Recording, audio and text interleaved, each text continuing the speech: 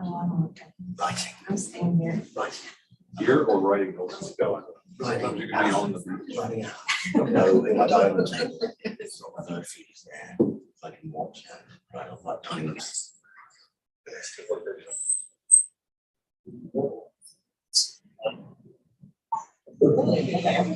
Inspiration. Mhm. That's good.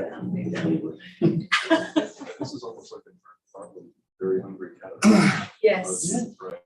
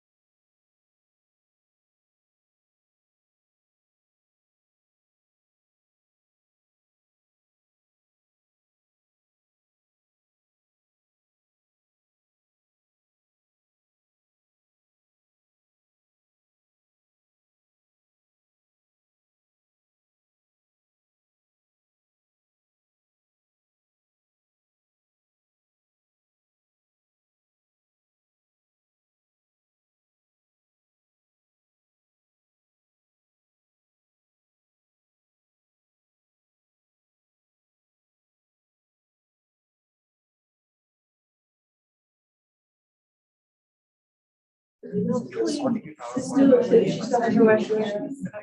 language of the POR, extensive verbatim with minor editing because a terminal degree is required in most instances, but I'm told not all.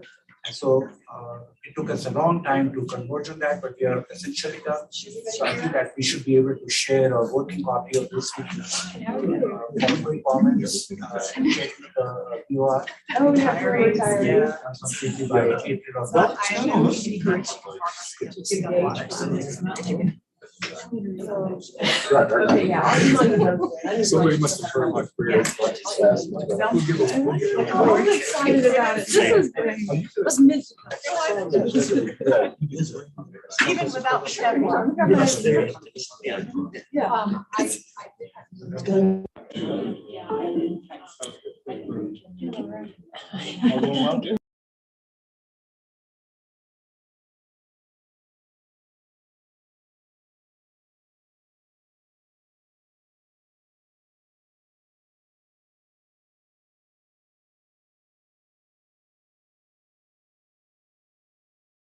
Yeah. Can everyone hear us now? Text or in the chat? Yes, we can hear you. Okay. Thank you.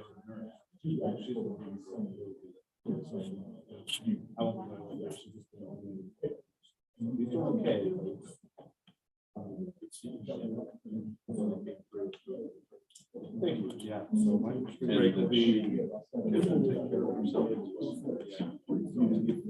She's learned that part. Yes. Yeah, I'll be. You. None of those children. Lily already had hers.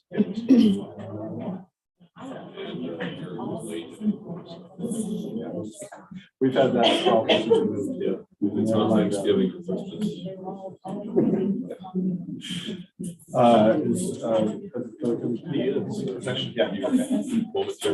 Great. Look forward to having you guys present. All right.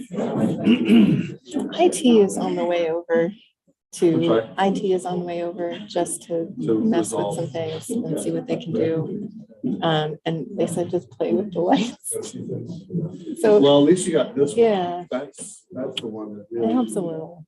still doesn't look great. No. Yeah, I'm not sure what you think about that. I think this is the power takeaway. All of these.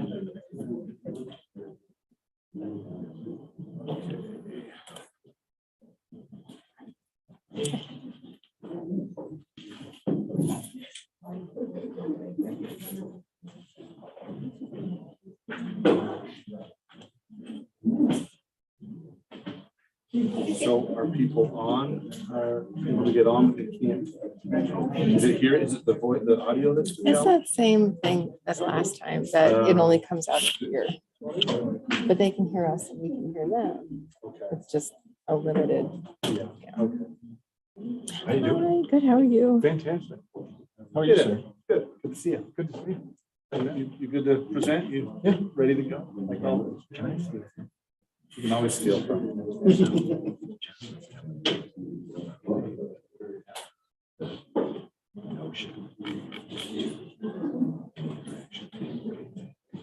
Oh, yeah. What if I just, No, I'm gonna credit you, but I will. you take I it. think that was, Critical to my work. it Yeah. was fantastic. I want to talk more about that, but. Okay. Thank Sounds you. good. You bet.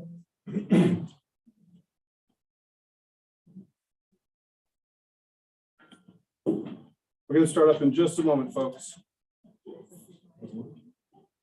It was exciting.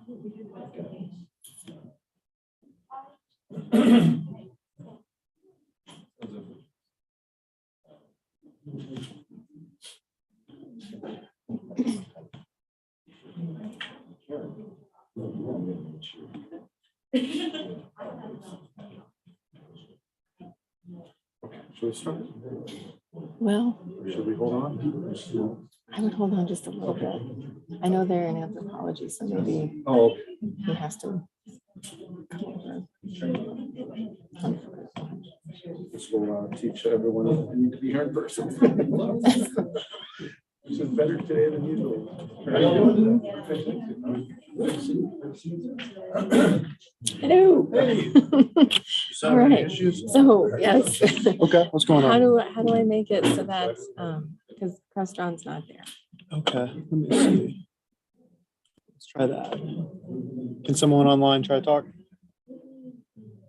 I can hear, this is Laura Can they Carmonica. hear us? Yes, I can hear You you, Laura guys hear us?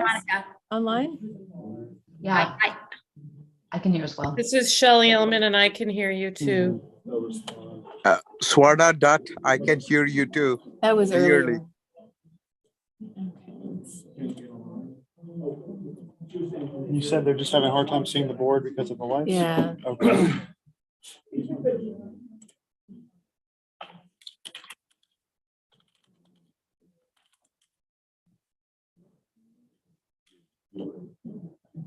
It is.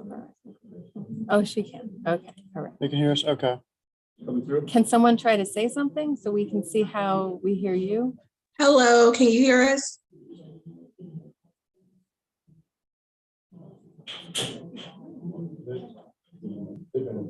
Yeah, is there anyone trying to speak?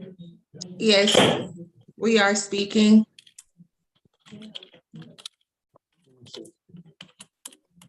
I can hear, well, everyone. I can hear you and I can hear people on Zoom, but apparently they can't hear us. So we should just keep Yeah, talking turning up the until audio. they can hear us.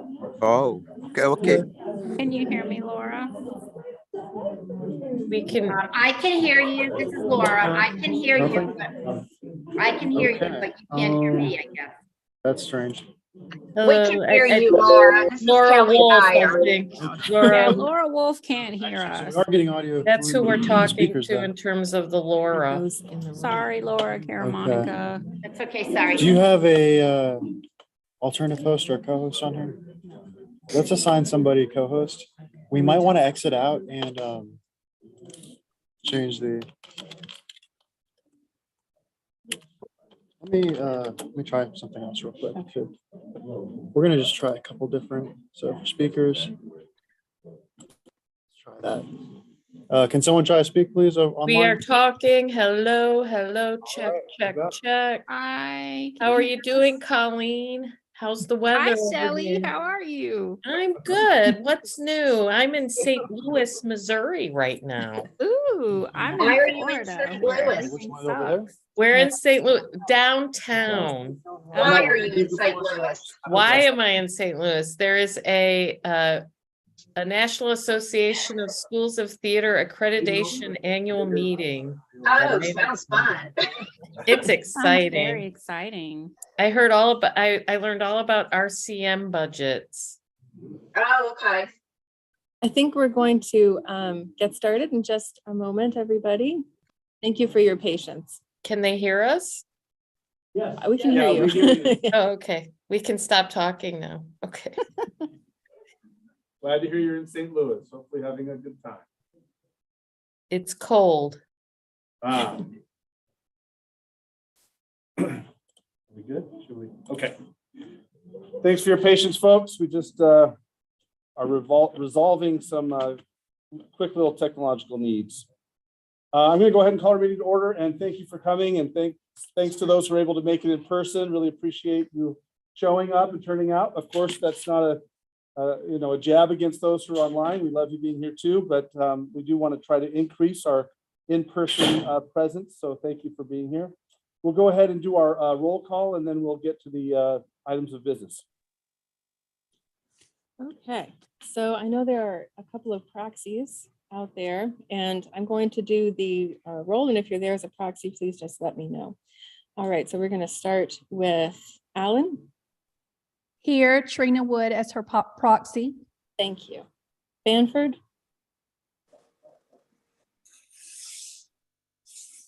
Barrett.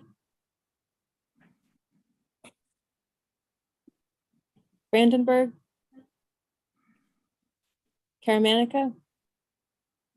Here. Carmack. Chambliss. Here. Thank you. Chang. Here. Corley. Here. Doms. Here. Davis, Here. Deweese, Here. Dutt, Here. Dyer. Here. Thank you. Edelman, Elman, Here. Urban, Here. Evans, Here. Galt,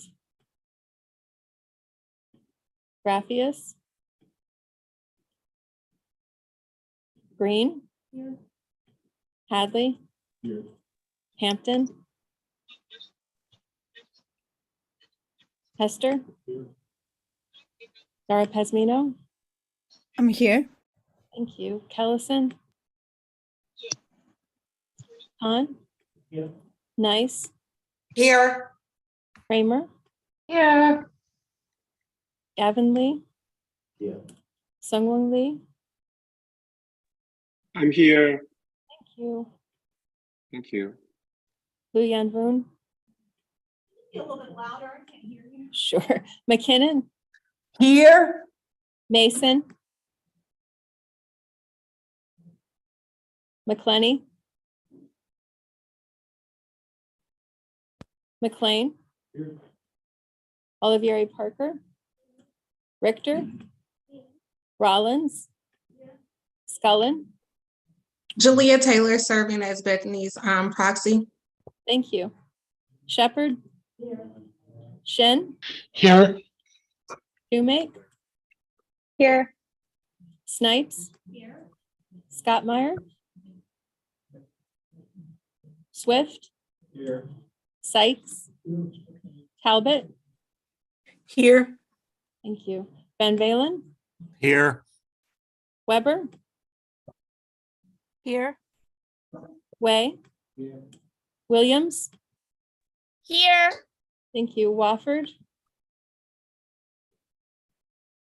And Yoder. Here. Thank you.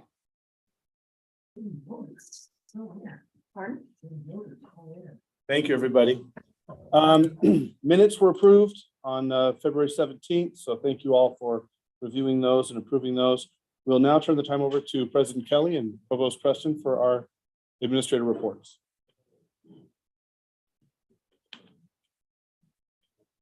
We're gonna go in reverse order. Sure. If that's all right. Okay. Good afternoon, everyone. Thanks for giving of your time.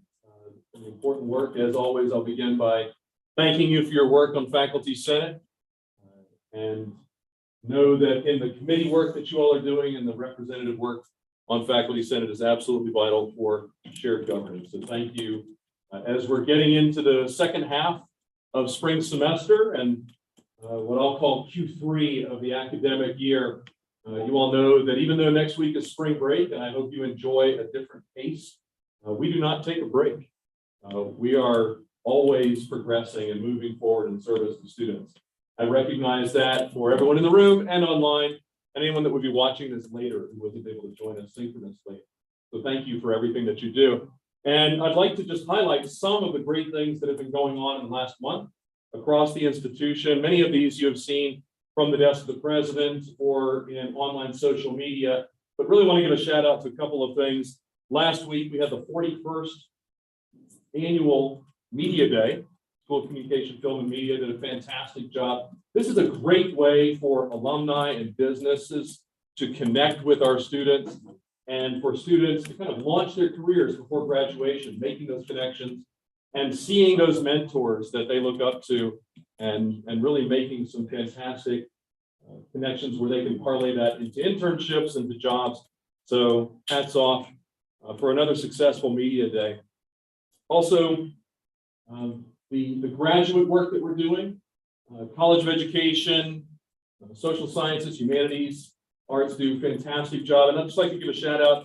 You might have seen this one, our students defending their theses. And one most recent last week was Emma Young doing work in biology. And it always is encouraging to me to see these students who are at that culmination point where they take the work that they have worked on for many, many years and then stand up and defend it. As all of us who have done that know, that is a daunting task. So to be on the Q&A, the answering side of that Q&A for faculty who are experts in these areas, And I love that our faculty are investing so richly in students and extending our academic family trees to that next generation. And I hope that Emma, as representative of all of our graduate students, can celebrate that time. So celebrate that with you. You know that our QEP is focused on experiential learning and career readiness. And that happens not only in undergraduate and graduate research or connecting our students to career opportunities like in Media Day, but it also occurs in inviting businesses to campus on a regular basis.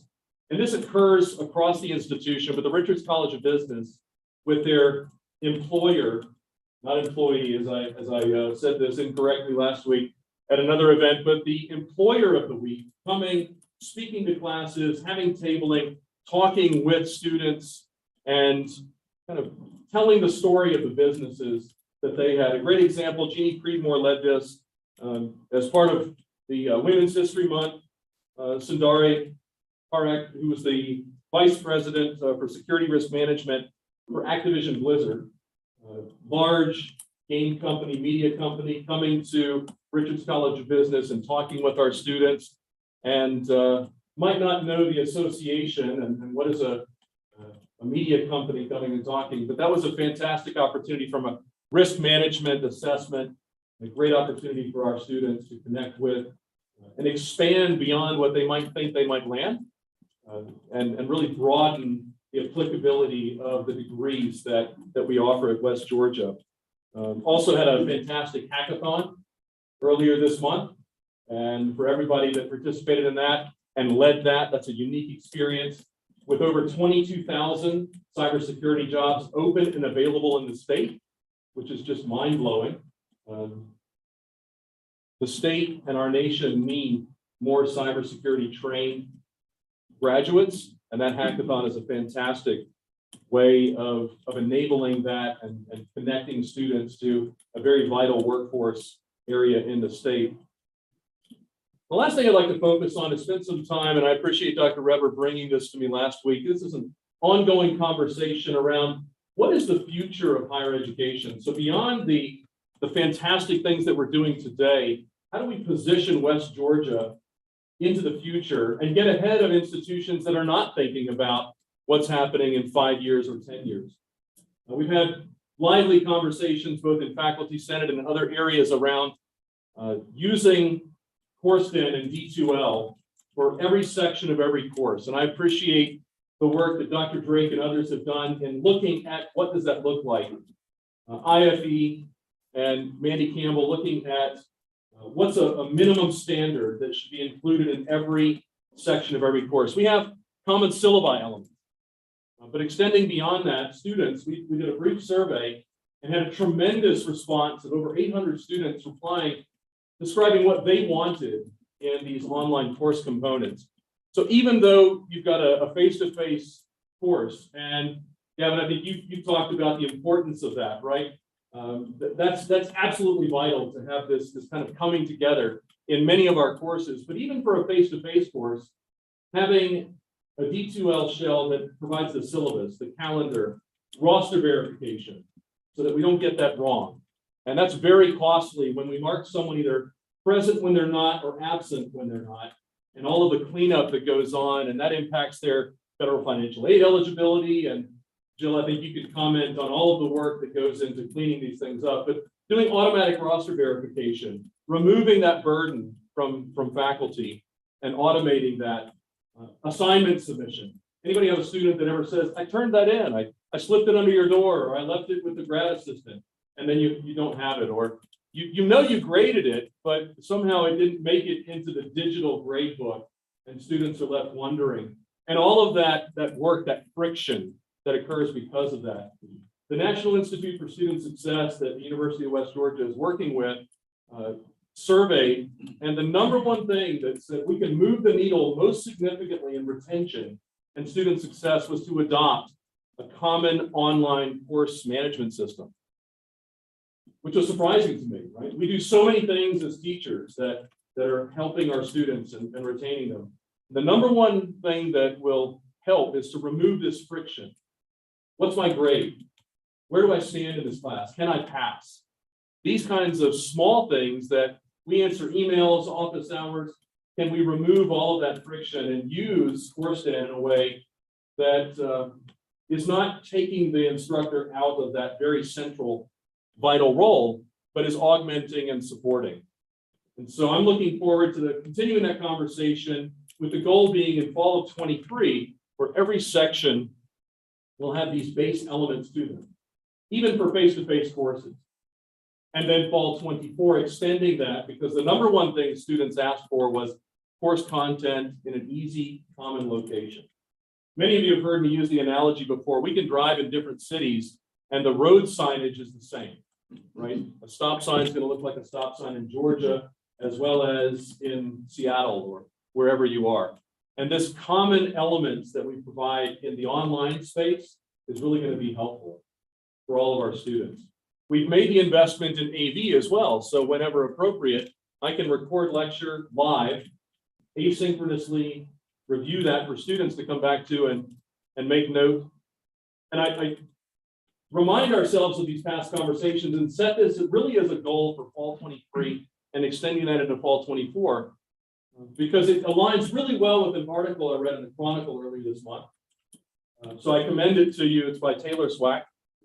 The title of this, for those of you that have seen this, it's probably going to resonate with you. And if not, check out Chronicle. It's a fantastic resource and freely available to all UWG employees. But it asks here, it says, as colleges focus on the quality of online education, what about that face-to-face? And what elements do we have to support face-to-face interaction? We absolutely, as an institution, have a core mission of on-campus, face-to-face.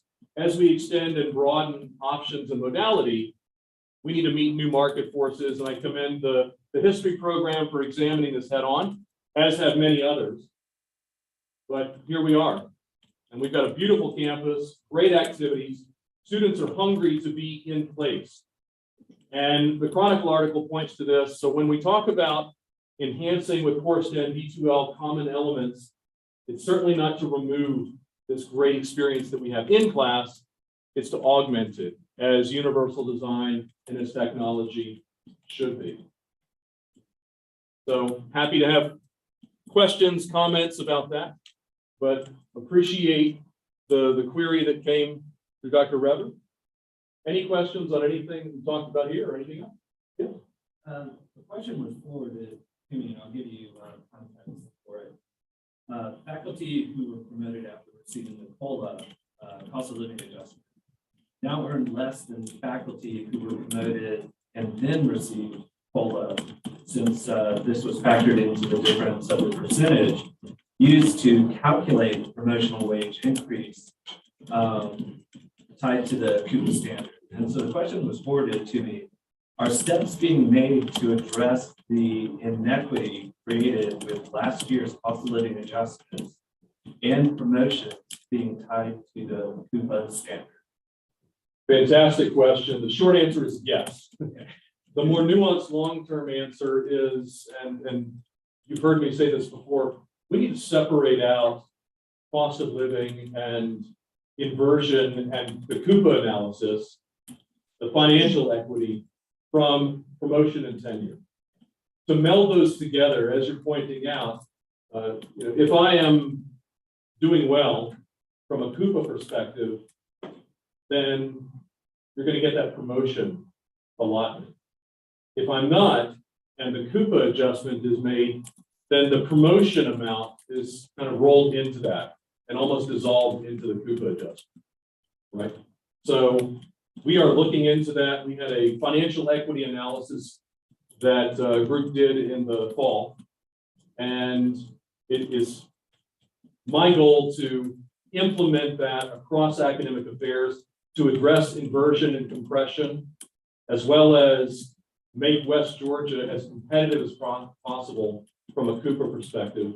Right now, the standard is at 88% of the CUPA midpoint. The goal is to move to 100% as quickly as we're financially able to do so. And so rolled into that, and I appreciate the work of the Faculty Senate Budget Committee and the input there. We need to Starting in FY24 and going beyond, we might be reducing operating dollars or things that don't have as much impact so that we have the bandwidth to address the financial compensation. I'll pass it along. Thank you. Thank you. And if you look at the Faculty Senate Budget Committee and the presentation and the notes from earlier in Faculty Senate, there was an allotment in that goal to not only adjust the budget to meet the reduction, in particular the state allocation, the 2-year lag that comes in with revenue, but also to address the financial equity. Great question. Yes. Dr. President, thank you for that information on the common course element. I think a lot of faculty might get some of it, but I hear some concern about the possibility of taped lectures in face-to-face. I don't know, a lot of people don't want to be taped if they're teaching face-to-face. If there is an asynchronous option, then that would be great for students. And if there's a hybrid or something like that, but face-to-face, people just, first it's going to really hurt attendance, right? Because people love pajamas. And this one. At 2 in the morning when I can't sleep. So will there be a mandate that they have to be video? Because I know that would be Sure. So maybe it's different in your classes. I had students coming in pajamas, or what I would consider pajamas, to my face-to-face classes. So I don't think that it's an or proposition. They could come to class. But you're bringing up an important point. What happens in class can't completely be captured necessarily through a live stream, right? That there is and we're seeing this here, and I appreciate Dr. Rever's point that those online, we're trying to make sure that they're engaged and have the same voice as those in the room, but that's not always the case. So we need to recognize that technology can augment but never replace and assist. So to the very specific question, I have no intention of mandating video recording. Local option within departments could say, this is how we as an academic program wish to deliver, and that would be a collective discussion and build consensus around that. There's an advantage of recording that if someone is not able to be present in Faculty Senate, either today in person or online synchronously, then there's still a record of that. But talking with a colleague earlier this week, there's also, and we've seen this where sound bites will come out and it will be kind of a gotcha moment of here's what my teacher said in class. To that, I would say if we are live streaming and recording the entire lecture, there's an advantage of having that moment contextualized. And even in difficult conversations, which should be part of a healthy institution, it's a build-up to that. It's not the one moment in time where something occurred, but it has context, especially within disciplines that grapple with these important topics. So I would say that that's an advantage of the recording. But if the AV isn't working, if we rely upon this and say that this must happen, then how many times do we struggle with the tech? Every time we walk into the room. You've heard me say, even though my discipline is computer science, I'm the biggest critic of the technology because it often fails us. And it should be transparent. It should just work like the lights. We're never surprised when the lights work. We shouldn't be surprised when the AV works. Right?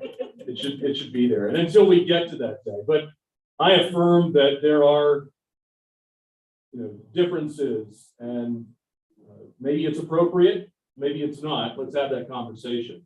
The advantage of not having to write everything down, and I'll speak very specifically about my own teaching. I would leverage screencasts and I would record everything I was doing on the screen. The video of the room was not as relevant as what I was typing. And there was a non-linearity of me developing software code. And the students could see, not just reading from top to bottom, in the same way that we do writing. It's very non-linear as we construct good writing. So it's the process of, so I think we can use technology to capture the essence of what's happening in lecture, whether it's this camera or whether it's a Zoom recording of what's going on the screen or a combination. I was talking with Dr. Yoder earlier this week, and he talks about using a tablet, and instead of writing on a whiteboard, Everything that he is doing is done on an iPad or a similar tablet. And then all of that is recorded and posted. So there's a number of ways that we can address this. But let's have that conversation. There will not be a mandate that you must use this technology. Thank you, because I can barely use a dry erase mark. So what we're talking about then. And that's the fault of the tech, not Yeah, me. right. Let's be clear. So it's going to be at the programmatic level, you said. Let's have the conversation, right? Right, okay. No mandate. But I think there are significant differences in the disciplines. And one area where it might be brilliant to just lean in and let's early adopt. And then another area where we think longer about it. But back to the point of 5 years, 10 years, where will institutions be? Students expect to be any place, anytime. They expect to pull up their phone or their laptop and have content at their fingertips. And for an institution or even a discipline that says, we're not going to have any ones and zeros in our lives, that's going to pose a challenge. Yes. As we talk about these plans, long-term in higher ed and specifically in our university, there's some concern with the QEP. I have some concerns with the QEP, and that when we start developing or continue our courses that are experientially based and hands-on, many times, especially when we're looking at film schools, I can just talk about anthropology, we're going to have smaller numbers that we can handle in the work that we're doing. Is there a dialogue ongoing about how to support the professors who are actually contributing to their discipline, to the school's mission, to the QEP, and who may end up with 15 students? And of course, it's critically important, not just for the major, but for the university and what we're offering to our students. And yet we're not making our salary for the summer, so we're being paid less. How do we think about that, or how can we collectively work together so that people are paid for the work that they're doing, even when it doesn't quite meet the max mark? Sure. I love the question because, like many of my final exams, I think there were 3 questions in one. There are. So if I can break out each of the pieces, one is summer compensation, and is it prorated, and do we have respect for courses that legitimately should be smaller from a pedagogical? The answer is absolutely yes. And even if we are establishing that prorated formula, then I ask the deans to advocate for and make argumentation around, this is a course of 12, fully paid would be 18, but, and then make the case, and I'm very open to that, right? The same thing could be said around academic disciplines where, performing arts, right? Music is a great example where a course of 5 in spring semester, let's leave summer, aside altogether, but even in a fall and spring, it's appropriate to run a section of 5 and consider that full workload. PhD, EdD, right? Graduate courses, there's a different respect there. Many have heard intro computing, and apologies to my computing faculty. You can teach, I've taught sections of 120 with recitation and grad assistant grading and so forth. So there's a number of ways that we can offer courses in balance. It's back to that programmatic level of what makes sense. So let's separate the summer, and that's talk with the chair and the dean, and I'm very open to that argumentation. The other that you raised was the disciplinary appropriate, the numbers appropriate by discipline. And let's be respectful of the diversity there. The third element was that QEP. And the goal is every student, every semester. It's not just, well, by the time you graduate, you'll have one experiential learning opportunity. It's an incredibly low bar, right? One time in your years here, it's going to be a really great experience. That's what I hear, right? And we can do better than that. And we will absolutely do better than that. But we've got to have a diversity of opportunities for students. It could be, I'm working on campus and my supervisor is connecting my dining hall, my lab assistant, my RA, my resident advisor to my discipline in meaningful ways. It could be within discipline. It could be a lab experience. It could be a sponsored project from an external company. Let's say Activision Blizzard wants to come and offer that risk management through Richards College of Business. There's a number of ways of getting there. So tactically, we can mark courses in Banner with a code that says this is a QEP related course. my guess, it's the same argument of the student success as part of the promotion and tenure, where we added that student success. And you'll know that we said almost everything we do is student success. We just need to articulate it and make that happen. In the same way, I think experiential learning and the career readiness, it's deeply infused in almost everything we do. So it's just making the connection and teasing that out. Yes.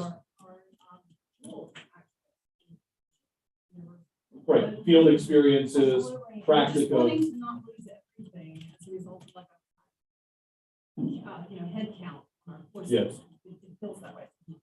So one of the ideas that has been floated, I mean, you're absolutely right. One of the ideas that's been floated is to, if we tag these individual courses, then we can run a report and say, what kind of coverage do we have? Maybe a student has 2 or 3 in a semester, but for those students that have 0, what are we going to be adding to their term that they have outside of class to meet with? And the goal, of course, is every student, every semester. QEP is also a 10-year process. So we've got a few years to build to that and to infuse that in our culture. One of the reasons we leaned into this in the QEP committee, the review committee, and the proposals that came forward was that this is already part of the UWG DNA. We're just giving it a booster to elevate it and really shine a light on it. Another idea that we've had for students would be to reflect at the end of the term and say, what were my experiences this semester that helped best prepare me for the career that I'm looking for? And if it's blank, then we follow up and handle that. I'll also use this opportunity to say, we're not going to add a tremendous amount of work to tracking this. One of the errors that often occurs in QEPs, at least historically, is we're going to put millions of dollars into it. We're going to print up a bunch of t-shirts and balloons, and it's this new thing. A modern SAC COC understanding of QEP and what we should be doing is it's something that's already part of our culture. We're enhancing it, and we're doing it at low cost. Now, please hear me. That doesn't mean low cost. We're just going to push that out and add work across the institution on the back of faculty. But we can do some really, truly low cost assessment that isn't a staff, full-time staff reading a lot of papers and doing a lot of work on it. There's other ways of getting it. Thank you for the multi-part question. Thank you. Well asked. Any final questions? I want to make sure we get to President Kelly. So final questions for Provost Preston? Online, anybody? Okay. Well, please reach out anytime. Happy to hear from you. Thanks for the so summer. much. Okay, great, thank you. But I'm going to reflect on some of that real quick. Many of the questions that we just asked of Dr. Preston are either/or questions, and there's almost no problem we're dealing with that it's an either/or problem, university-wide or in higher education. And the language that at least that I use often is, what problem exactly are we trying to solve? Instead of answering, is it this or that? What problem are we trying to solve in a more global sense? And then let's go into the complexity of it, because that is what we're facing. I was talking with a private university president the other day. He was sharing with me his business model. Bear in mind, privates and publics are quite different. But he said, yeah, I've got 2 medical schools, a pharmacology school, dental school. We're almost all health sciences. We have 7,000 undergraduate students spread across 8 campuses, including one in Puerto Rico. We have 16,000 graduates. Now, I want you to think about how different what I just described is from everything that we are at the University of West Georgia and so many other public universities in the country. So I say that because we're facing a lot of economic problems. Ours are less complex than so many other institutions. But we've got to be asking, what problem are we trying to solve? Not what are we trying to preserve? What are we, what are we trying to protect, or what are we trying to invent? Because none of those are really the appropriate question to keep us advancing. And we've got a lot of very serious, what problem are we trying to solve that are dynamic we have to keep in front of us. So I say that knowing that, and I open it up for questions too, feel free to ask either or questions. In the same moment, we do have to understand what our target is. With that being said, I'll give you some information pieces. I'm gonna give you a legislative update. There have been no advancements on the Board of Regents over the last month because March is a retreat date for the Board of Regents. So they spend time together and they don't take any policy action during that time. But I'll highlight a couple of things that have happened that I think deserve some attention. One, in Noonan, about a week ago, we cut the ribbon on the new section of the Noonan campus. Now bear in mind, that's the old hospital. Every time I go in that building and have anybody from the community who comes in, everybody who was born in that hospital reminds us of the fact that they were born in that hospital. But we still have warm shells. So there's still space to build out both on the bottom of that building and on the top of that building. This ferrets out the old nurses' dormitory, which is that section of the building. And it was a response to what we had heard from both the nursing cohort, who I will note was the loudest of all of the students at Newman, but also every other student in that campus. If you haven't been there, and you walked into the lobby of that building, there was a lot of furniture where you could gather and sit, but it was perhaps the most uncomfortable furniture you could have ever seen designed in America. So nobody ever spent time there. And that tells you a lot. You walk into the lobby, nobody's ever there. It's because we designed it the wrong way. So we got a lot of survey data from students and they said, look, we don't have any room to study, like a single study room. There are desks, but they're all in a hallway, kind of like, you know, study chairs where you'd see in the library. And like nothing was in a place that was private. And there was no collaborative learning space. So nursing in particular, and again, very loud, they often study in groups because nursing's hard. So that space is dedicated to those types of spaces. There is one new classroom that's well equipped for multiple disciplines, including things like having a washer and a dryer in the space of that classroom, which opens us up to a number of different activities. The second, including field school, by the way, because you get a chance to clean things up afterwards. But I say that the rest of that space is hoteling offices for faculty or staff who are visiting that space or need to go and you know, have another space to work quietly, which oftentimes we are looking for that. There's hotel office space in there. There's a great sound protected study space for individual studies, like little Starbucks bars where a number of people can line up and put kind of earbuds in and work. And there are multiple study rooms that are all glass. And I say glass because that's going to be a feature that we see in every renovation and every you know, kind of new construction that we do, having the safety of not having a room that gets completely shut off from the visibility of others. And that is purely a safety issue and a student comfort issue that has emerged, and it's becoming a much more common feature in all of our buildings. So just know that that piece it is coming. Those are beautiful spaces that are there for students to use. It's really a fantastic celebration, but more importantly, it's a great addition to what we're able to accomplish on that campus. Let's also note you don't have to have a class scheduled on that campus for us to use it. You know, if you're in and around that space, that's your space, that's student space. I tell students here all the time who are, you know, they live in Noonan. You want to go to the Noonan campus and do work, go and do work. Many of them just didn't feel like they were allowed to do that. These are public buildings. Let's go use them. I want to add one piece to the Career Expo. Lauren Johnson, I got a chance to visit the Sports Career Expo that she put on, along with a number of other colleagues in sports management. That was fantastic. Good major organizations that were there, several hundred students that got to meet individually with those organizations. And we brought them here, and most importantly, they were eager to come. Those organizations were eager to come. I want you to think about the number of universities where companies call in and say, hey, we want to come and recruit your students. And that's great. That's fantastic. But we can call those companies and say, hey, you want to come and recruit our students? And most of the times that we do, they go, we do want to come and recruit your students. We just need to figure out the relationships and the spaces. So I want to make sure we recognize her and her colleagues in setting up that wonderful event, but also encourage everybody else to do the same. In that same space, we just met with Bridget Stewart, our Chief Wellness Officer, for a quarterly update.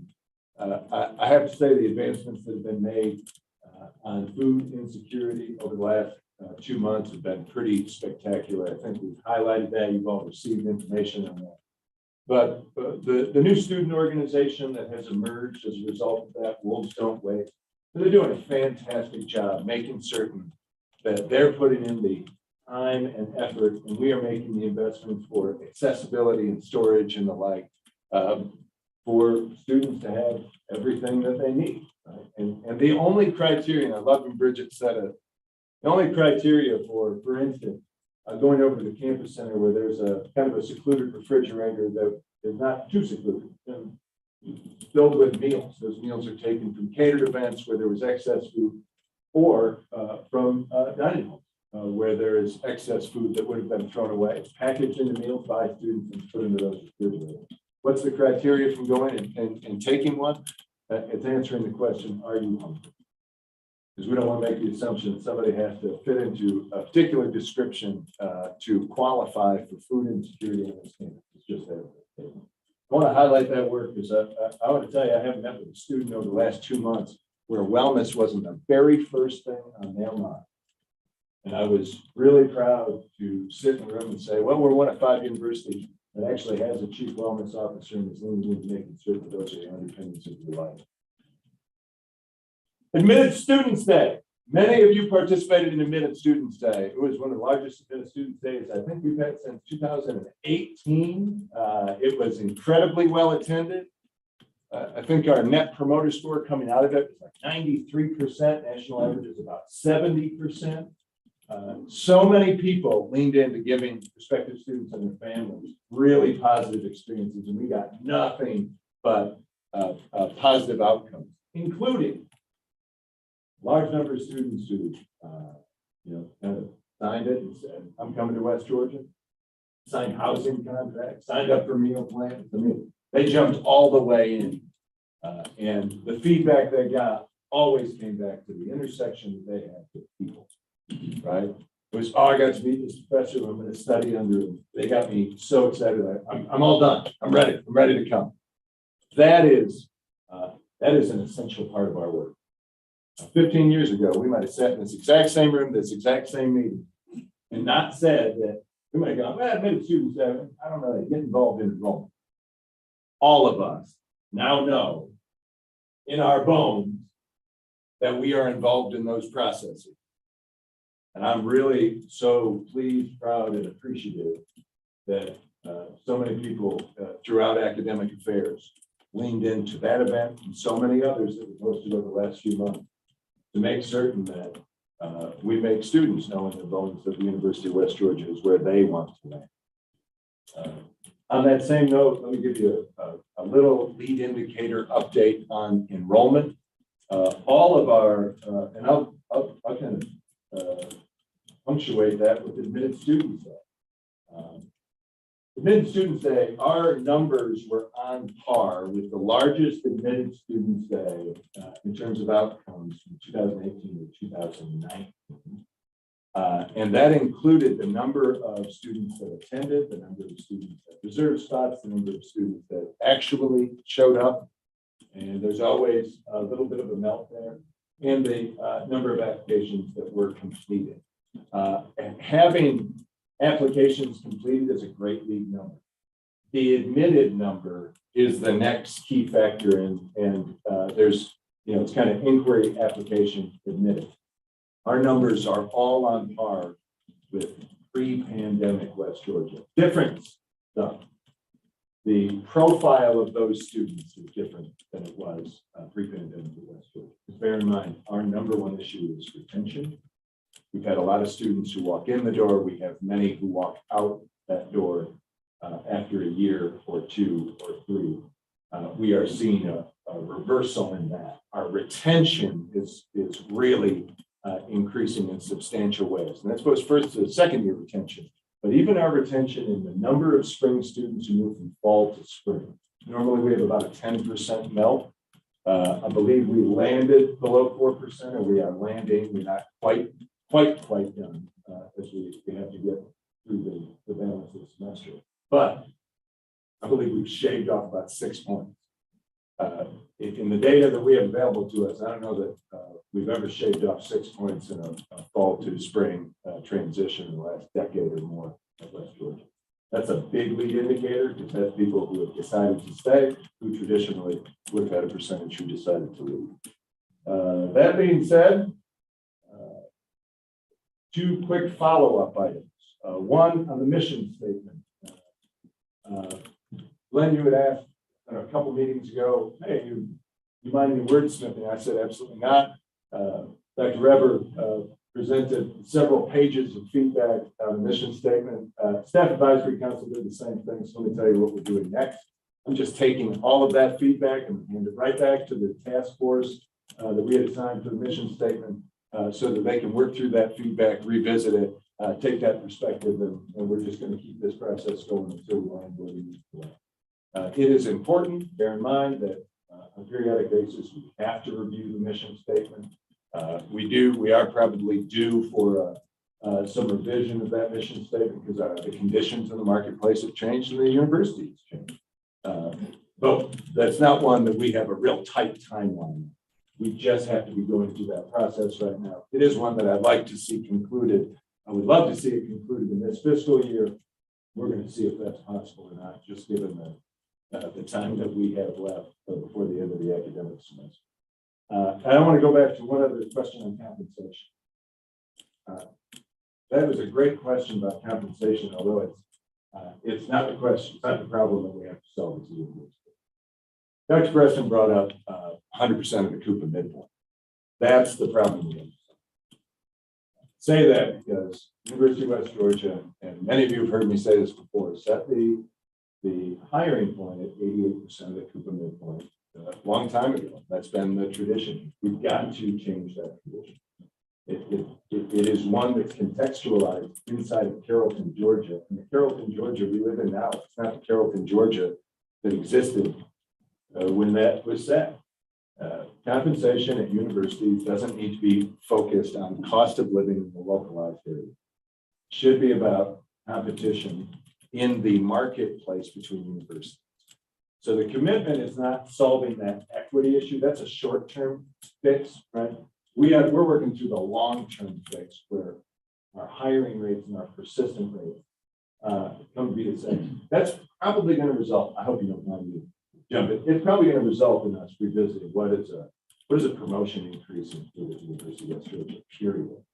Because as a faculty member, there's only certain times when we can do that. That's what the state permits. And it's that promotion term.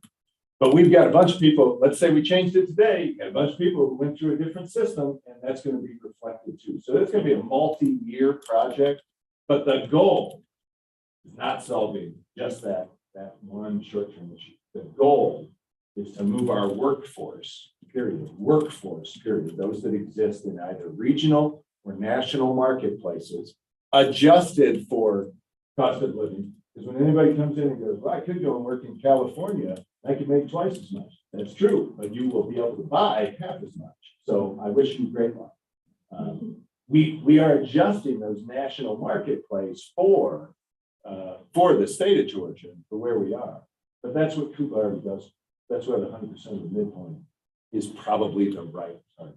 That gives us flexibility in merit, right? And excellence in performance, but it still more fairly kind of settles in where our talent acquisition and talent retention as a university. We just quite simply become a greater employer of choice because we wouldn't be able to go and find another university of our size and scope where the compensation would be vastly better. It might be worse, but I don't want it to be vastly better. That's our total target. I'll take any questions you have on that. Let me just give you a quick legislative update on that front.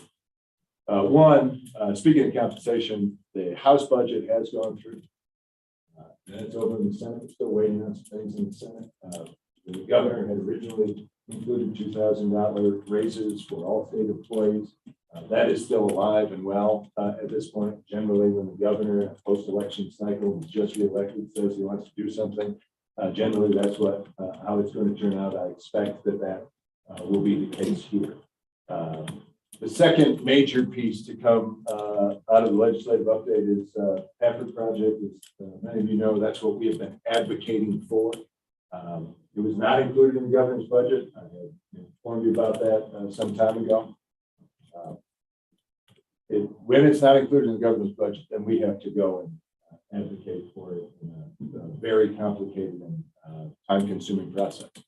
And I have spent a substantial amount of time at the Capitol trying to get that back into the state budget. So far, the House has released that. When they released their budget, we were back in the House budget with full support of our legislative delegation. We're trying to finish that work with the Senate. I hope that's going to come out, and you're going to see that reflected in the Senate. And then it still will go to the governor for approval. My hope is that we get that over the finish line this year. We are going for design on that, which is the first of 3 stages for the renovation of that building. But understand the advocacy that's been required is full court press, since it is March Madness. And we have done exactly that. Exactly that. And while we're talking about it, we should congratulate our men's basketball team who did advance to the semifinals in Super Region 2 of the NCAA tournament and really represented this university so beautifully throughout that entire competition for the GFC championship and the NCAA tournament. I also got to meet a number of alums who graduated in the 70s who were thrilling.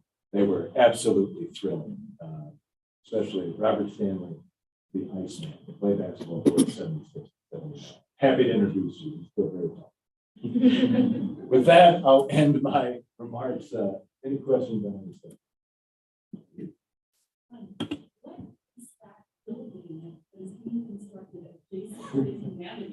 Yes. Like the mystery box.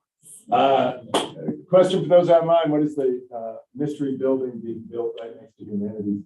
Dale Self came to me and said it is the new band storage building. It is that building is happened at Richards College as well when you build that building. It is all utility. So when you go around university buildings and you see boilers and air conditioning units and all of those, and you go, gosh, I wish we didn't have to see what we call the ugly side of the building. That building is the reason why you won't see 750-ton chillers that supply the library in Pafford and Boyd and Humanities. We're only putting in one of those chillers at this point. We're going to be adding those later, but that's just simply a utilities building built in a way that makes it really attractive. So when you drive by, you go, oh, that's a really nice building, even though there's nothing in there that you want to see. Yeah. Does that mean that that chillers outside between Boyd and Library are eventually going to be decommissioned and the service into that? That is, so all of the utilities in Richards College are in the basement. Most of you don't even know there is a basement, which is by design. But there is a basement area, and then there is a top floor area, essentially a faux fourth floor, which for those of you who are in that building, you see in the staircase, there's a crane. That's why there's a crane there, that and for entertainment. That is a way of hiding all of that. Then there's an air compressor that's out next to ACAC that's connected to Richards too. But even that is covered around in a brick facade. Yes, that's exactly what we're trying to do. Is the new way of designing. Anytime we're going to do a renovation, we're going to start trying to hide those types of units in other places or build new. And with a renovation, you have to get some sort of separate building. But that building will be, I can't guarantee I don't know all the units you're talking about outside of the library, between the library and Boyd, but yes, some of those will be replaced. Yes, they are. Oh, they're noisy, they're ugly, it's terrible. But that's the solution to that problem. Advocate for disability access through that short stairway that's adjacent to those external doors as you're looking at longer term campus. In the library?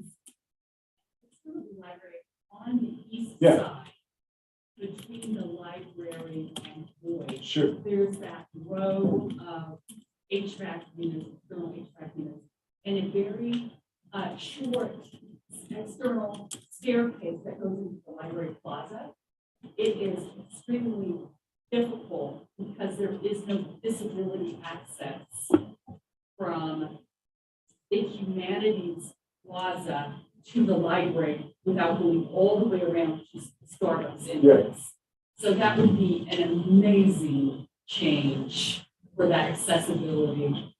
Oh, I'd be so happy. You know this problem is not going to be solved today. But, yeah, I will put that in. We're about to go into a master plan refresh as well.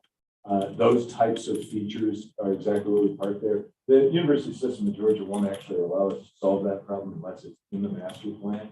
But I do think that access point, yeah, there's a lot of distance associated with that. I don't know what the solution will be, but I will absolutely put that into the future. That's helpful to know that we're going into the master planning process too. I had sort of abandoned hope. But we do have archived campus master plans and stuff. That's right. Well, we have to archive ours. The master plan that was previously developed is one that contemplated a lot of new buildings, a lot of new square footage. Things have changed, and we need to change too. A new master plan refresh, just so you know, generally when we go through that process, at least when I've done master plans before, we go through a large kind of stakeholder process where lots of different people who interact with the university get a chance to look at those maps and see what's working and see what's not. So what you just suggested would be like a red or a yellow dot on a map. Where we go back and go, so why do you put a yellow dot? Well, because I'm in a wheelchair and I can't, I have to go a long way to get around that building. I have to go through another building and whatnot. And then we have the architects work through all of those issues before we get to the final plan. Please. I just wanted to cheers to you and to the partners who have helped improve pedestrian safety around campus. Huge change. Thank you. I appreciate that. That was, I noticed that first time I came on campus in 2019. But we had a lot of students who came to us and said, this place is scary. And it's probably been scary for a long time. But we also, we hit students sometimes. It's not like somebody driving through campus and they go through a crosswalk and there's some sort of accident. We hit students. The university vehicle. So the 11 crosswalks that we had are the exact same equipment that you experience in downtown Carrollton by design. So that it's, we're just a more intuitive community. So do be paying attention to it. One of the things I have noticed is students will press the button and the lights go on. And I don't know if people are looking at their phones while they're driving, but we want to make sure that we're being respectful of that. When those lights go on, we stop. I appreciate that very much. We got more to do on that front too. I have a clarifying question. Earlier we were talking about comparison with 2018 and 2019 numbers, admission numbers to most recently. You made a comment that said, but this group student profile is different. Was it just in relation to retention or was there something else? It's in relation to kind of the academic profile, when we say academic profile, holistic profile of people who graduate from the university. Does that make sense? Yeah. Which is a different profile than, because if the problem you're trying to solve is how many people can I get in the door? That's one way to do it. But if you're going, hey, how many people can I get here who would, like, West Georgia is actually the right choice for them? That's the piece that we're looking at. Is this the right place for you? And we have, if your question is like a demographic question, the demographics don't actually change. Yeah.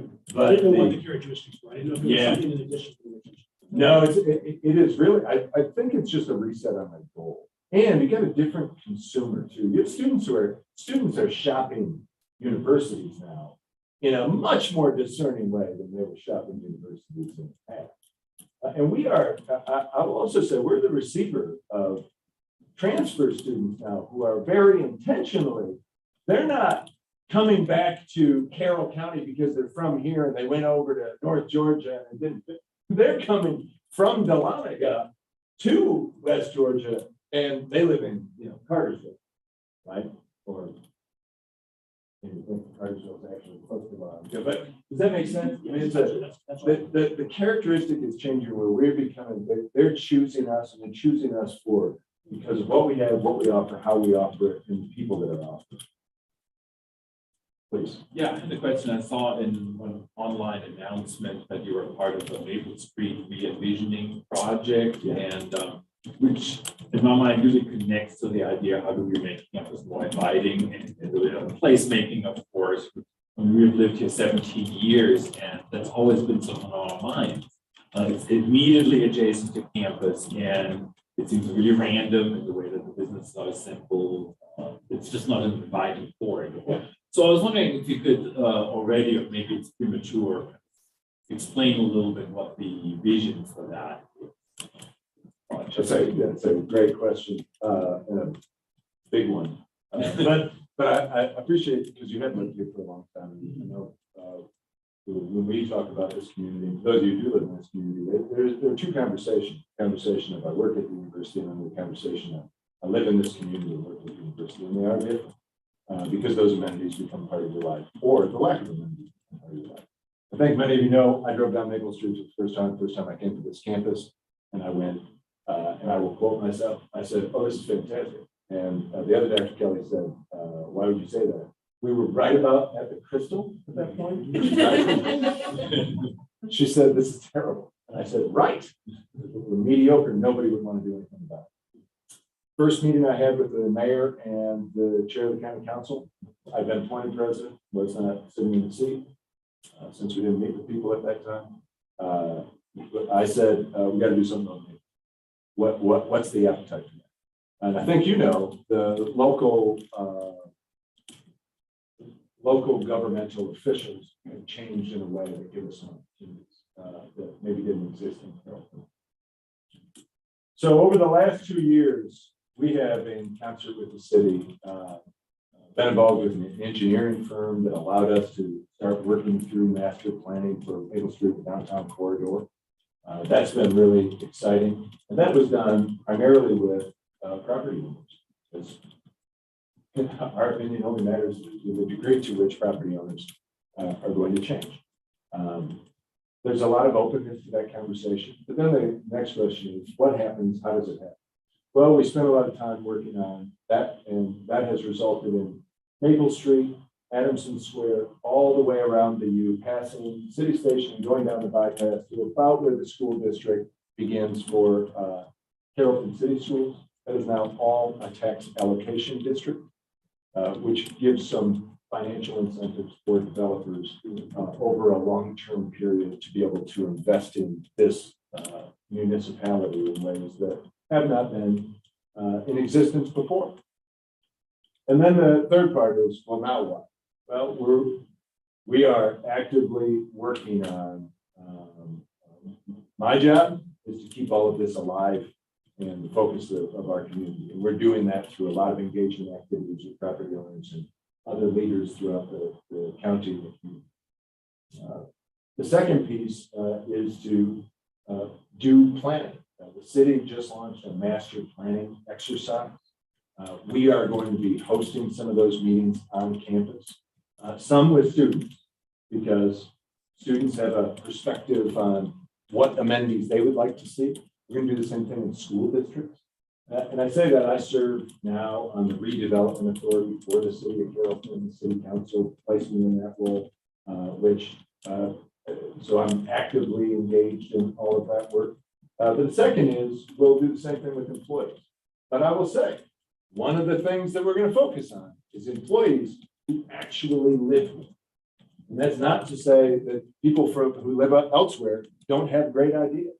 It's just not about that. The city has to engage the taxpayers that are living here, right? So you'll be called upon to participate in those, well, at least it'll be advertised to. The city just started that process a couple of weeks ago.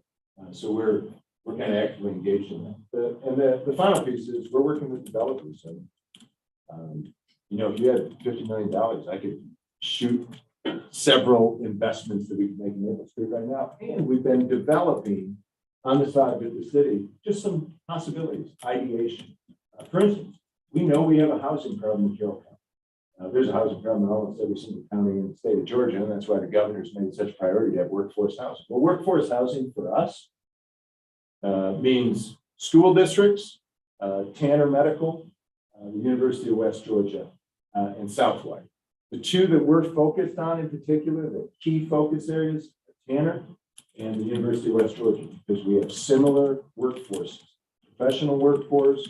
We have some people with families, but many people who are single, right? Or they are in a couple situation, right? Well, the type of professional housing that would be desirable to them, right downtown, right near amenities, we don't offer it. We have a lot of single family homes, but we don't have it, and they're not going to go and live at Bellamy, which is student housing. So we've got to have these some new developments in this county that just haven't existed, and that's what we're trying to work through. That is not an overnight project. We're 2 years in, and it is a part of every day to move that along. But I believe very strongly that the investments that you'll see made over the coming years in Maple Street by the city and kind of consortium of leaders will, one, make that prettier on space, but two, invite investment in new ways. I mean, couple the tax allocation district, and let's just say for fun, you have 15-foot sidewalks going down each side like it's the green belt. There's a median, so it's not a speedway. The parking lots all of a sudden have trees in them, so you don't just see masses of cars all over the place. Well, now Maple Street just became more attractive, and in every other community, especially where there's a tax allocation district, that invites investment all the time. And that's really amenities where there's stuff to do, like, especially for younger people, which I know we have younger people. If you're a teenager and you want to go do what teenagers do that are not illegal or problematic, I think you got to go to Newton, right? We have a movie theater, but where does somebody like bowl? Right, and that's too far. So we have to have amenities for people who are under the age of 35, right? I am not under the age of 35. Sambaloka is fine with me. That's great. But we have to have amenities for people under the age of 35. And that includes for college students who are looking for something other than a bar. And we've seen that develop. The two golf simulator companies just opened on Maple Street. Both are churning all of it. People who don't play golf, they just go and hit balls at the wall. Why? Because it's a way to spend time. Sorry, long answer, but now you have all of the pieces. Jeff and I went to one of those meetings now. Development input meetings. Yeah, here, and it was great. It was really well attended from university folk. And one issue that a lot of people remarked on, that the way that the city defines downtown on the western edge ends on 27. Yeah. So there was a lot of concern that in the planning, really the focus might be very insular.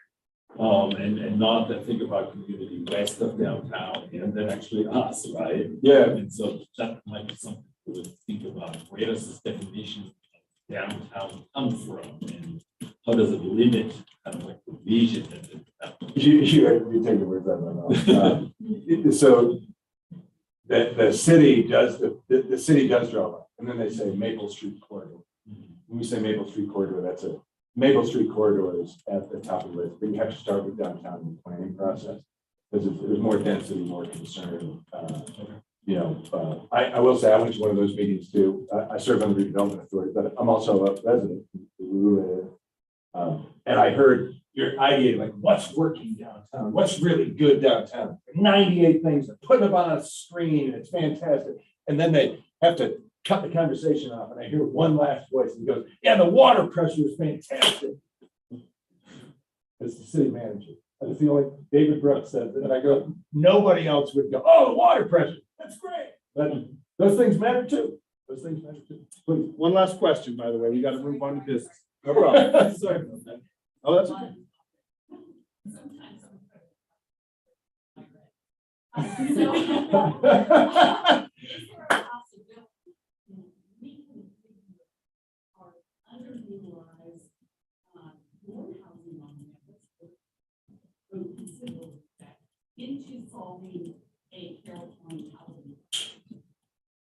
So the, great question.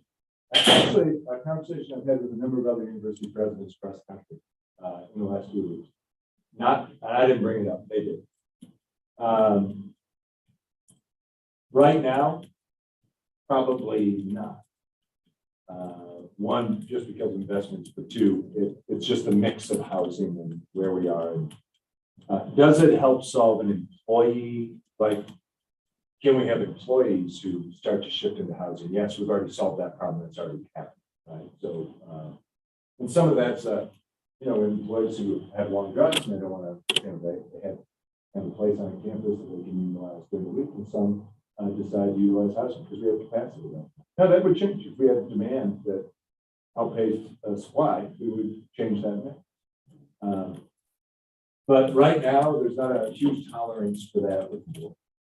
Just because it's probably a dynamic. It's not something we can independently do because we would be changing some fundamentals in the way we're operating those units. But it is a topic of conversation. It's just a really premature one. But it fascinating you brought it up because a number of other universities that are facing the exact same issue go, gosh, well, we have a housing crisis, period. Can we participate in that? And it's just more complicated than And it's great for training density. Oh, no, yeah, no question. There's a lot of benefit. There's a lot of benefits to a whole bunch of things people want to do. So. Okay, thank you, sir. Thank you, appreciate it. Good discussion, lots of good questions, and thank you for giving us answers. Something occurred to me last Faculty Senate meeting that we are not always aware as a Senate about the many different ways in which faculty are engaged in shared governance. So I want to make sure you're aware of some of the ways we're engaged, but also some of the ways we're trying to be more engaged as we cultivate shared governance here on campus. So just a couple things. On QEP, we have a Faculty Senate ad hoc committee, TLA with Jason Swift, and institutional planning with Jonathan Corley. Those are two members of that with two other members of their committee who are reviewing documents coming from Kevin Gwaltney and the QEP team. So we're engaged in that process as a Senate, just so you're aware. Also, with all of the work on common course components and other ways in which technology is increasingly part of our experience here of teaching and research and so on service, we have an ad hoc task force of the Faculty Senate Executive Committee working on intellectual property policy. And you've seen some announcements about that coming from the administration, and we're working with them. I've talked with Provost Preston on a number of occasions about this, and we'll continue to do so. But the Faculty Senate Executive Committee thought it would be a good idea to form an ad hoc committee to address this kind of writ large and make potential recommendations to the administration about that. So just so you're aware of that. And then a request, if you would, there are faculty councils around campus that we as a Senate are not always aware of. And those faculty councils are engaging in shared governance in a way that's important and beautiful, but we sometimes don't know what's happening. And so we think shared governance isn't taking place as a Senate when it actually is. So if you are aware of any councils on campus that involve faculty that are giving advising kind of, a recommendation kind of activities to administration, just let us know. You can send me an email, or if you're on a committee, all of you are on a committee, you can let your committee chair know, so we can start to gather and be aware of those shared governance activities that are happening and potentially have like liaison relationships maybe with those councils. So we're just not in the dark about these really good activities that are going on. So I wanted to just mention those things and then give the time over to any of our executive committee chairs for just general announcements at this point. Did you, Farouk, I think you wanted to mention. Bring up the email I sent you. Thank you. Please make it large for me. I'm somewhat large. Okay, could be some trading that.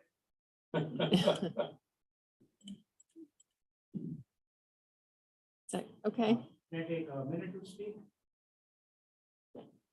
Yep. Well, many units on campus, programs, departments, and schools are making rubrics right now for PNP documents, annual evaluations, and post-tenure review. So I received a large number of questions about what is the status of the faculty handbook. And so what I'm doing is, and there is danger in doing this, I'm sharing a document of the current revisions that have only been approved by the Faculty Development Committee, has not yet been passed by the Senate, but this is kind of a progress report. So I'm sharing it with all the senators. If you were to go to pages 30 to 40, you'll find highlighted portions. Some of you all might ask, does it take this long to write these few sentences? And my answer in one word is yes. Now, how does this impact the creation of rubrics? There is a little bit of an explanation. The Faculty Development Committee, under the chairmanship of Dr. Urban Patrick, completed the document which was approved by the Faculty Senate in June 2022. After that, the university, the USG office had additional comments, which are largely about process. In other words, incorporating USG policy language into a faculty handbook. And so, although I shared this explanation before with a certain audience of department chairs, I guess I was not quite able to convey what we have done. So in that spirit, I'm sharing this document. If there are any questions for the FDC, I'll be very happy to answer them. Thank you very much, Jeff. Okay. Questions? Is this document in our agenda so that those of us who are online can see it? Perhaps not yet, but I thought that in terms of protocol, it would be most appropriate for me as a chair of the Faculty Senate to share this document with all senators who can in turn share this document with their viewers. Okay. Thank you. Any other announcements, general points from committee chairs to be made? Okay, I've had a request from our FITC chair to move their committee items up. So our president is here for discussion about this. So I want to make sure you don't leave before we get this discussion going. So I just want to make sure that's okay with everybody. Those chairs who have other business. Okay, so we'll go ahead and do that really quickly. I'll turn the time over to Dr. Gavin Lee, and he will address his business to us. Thank you very much. Now we can talk about the order, right? A couple of items that we've got coming up. One's an action item, but one's an information item that we've been working on with parking. The first action item is that in March, I was on budget, but in March, FITC came up with the listserv, and it was voted on in April. It was passed in April. In May, Dr. Kelly vetoed it. Dr. Kelly and I have met about that. The committee, the FITC committee, voted to bring the idea of the listserv back to this body to vote on it. And then I think it then goes to the general faculty, I think, 2/3 for each. So that was what the FITC requested, that I bring before the Senate a vote on whether or not to send this to the general faculty. And I think I'm right on that. So isn't there one, doesn't it have to come to me? I have to veto it again? I don't know. Yeah, this goes to the, my understanding is, I don't see our parliamentarian here, but this goes to the general faculty, which would be the spring meeting, if it gets a 2/3 vote in the Senate. And then I believe if the general faculty has a 2/3 majority vote, then I think it doesn't go to you. I think it goes perhaps to the chancellor, is my understanding. Am I wrong about that? I think if it goes to the general faculty, I think I still have to take an action. You still take an action on it first? We might be wrong, but eventually, yes. Okay. Yeah, it would go, it eventually goes to the chancellor. Okay. So Gavin, do you want to present this? Then it's been essentially, we have a motion and from your committee. Okay.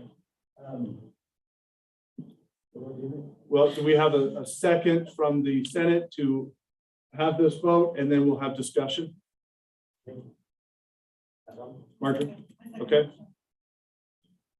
Okay, all right. So any questions, any discussion? I spoke to Dr. Kelly about this last week.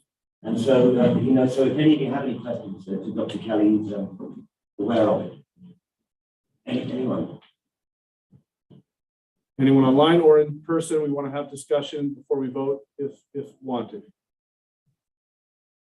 I'd love to have discussion. Yeah. Is that all right? Yeah. I'll go back to the problem that we're trying to solve this year, which has not been presented.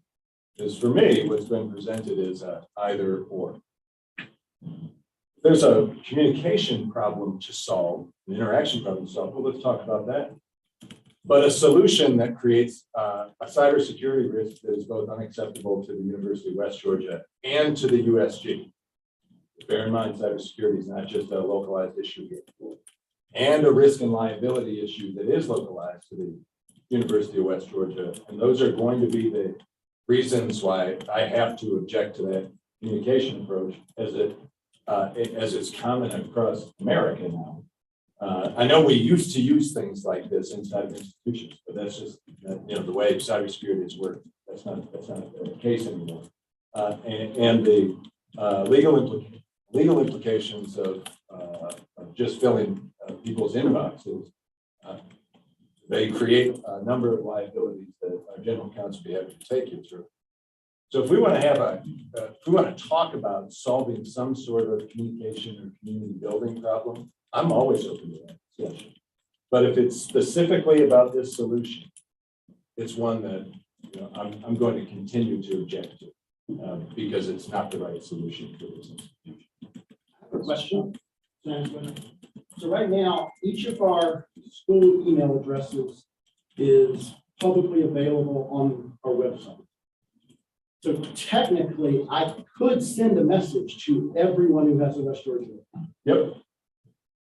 What does that actually do to avoid the liability and security concerns which you're raising to justify the veto of this? Yeah, I know Dr. Preston can speak to it too. One, it's the automation piece. We live in an AI world. So being publicly available on the site, which that's probably going to have to change too, by the way.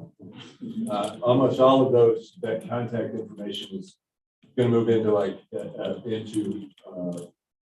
students having access to it and employees having all access to it, but it'll be intranet. So we're not going to have that available. And you'll notice, go to other university websites and you'll notice that they do not have that. Dr. Preston and Kirk Inman are already working on that migration occurring. But the automation piece just changed our work. You notice how we send out global messages from email addresses that are not personal because it decreases the cyber risk. We're able to protect those inside of the system so that, it's kind of virus protection. Again, Dr. President can tell you the specifics behind it. I do not care about that. I just care about the virus protection. That's the case. The technology has created a new environment. I was just wondering if that's a potential avenue for a workaround, because there are messages that are currently sent to all employees. So From that happen. Yeah, they're sent to all employees, generally speaking, from addresses that are not attached. Right, and that's what I'm wondering is. Oh yeah, if you create an address that's not attached to a particular person that then functions so that. we can't do it as a randomness, but we can do it as a filter. Yeah, but we talked about that. I think Dr. Lee met with the provost, and it was if we have something, we can put it in the newsletter. We can find some other. There are always workarounds, but I'm not being presented, and I was not presented in Faculty Senate with a problem. I was presented with a very specific solution. And I do not have the ability to work with anything under the conditions that we work with in here, except for that very specific solution. So again, if we want to talk about how to do this, that's a totally different problem to solve. Am I correct that there's no current policy preventing an individual faculty from sending an email to every individual employee? No, there's nothing preventing it. There is an accountability that comes along with that, but that's also in policy. Okay.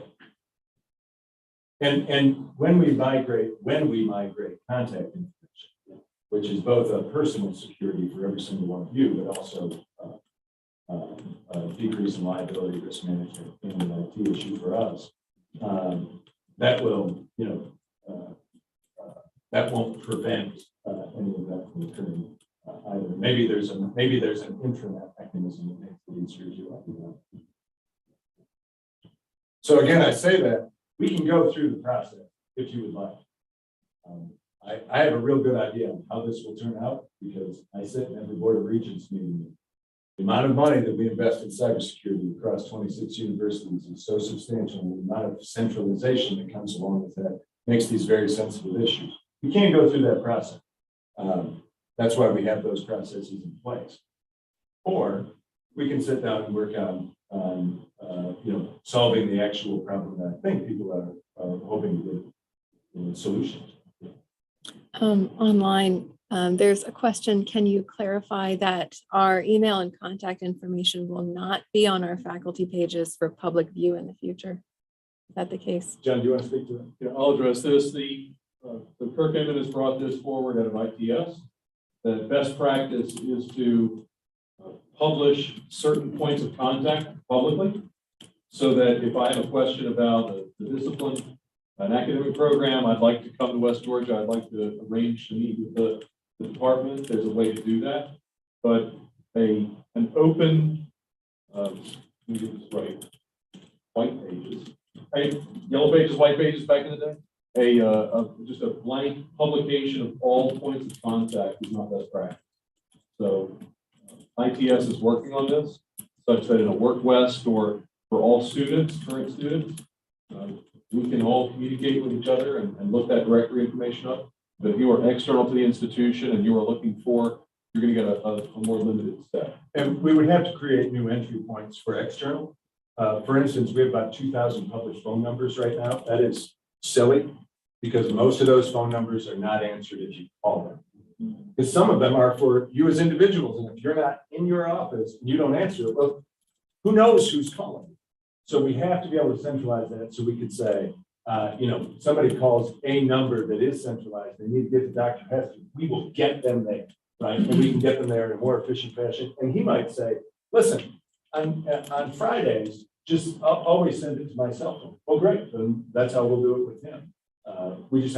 We have to decrease those entry points into the institution. Is that, Dr. Preston, is that going to work similar to how, like, accessing the library? If I'm off the West Georgia server, I have to enter in, or one USG, I have to enter in. And when I do, I suddenly have access to information that if I'm not logged in, I don't. It seemed like access to the personal, I'll refer to them as our school email accounts, could work the same way. Absolutely.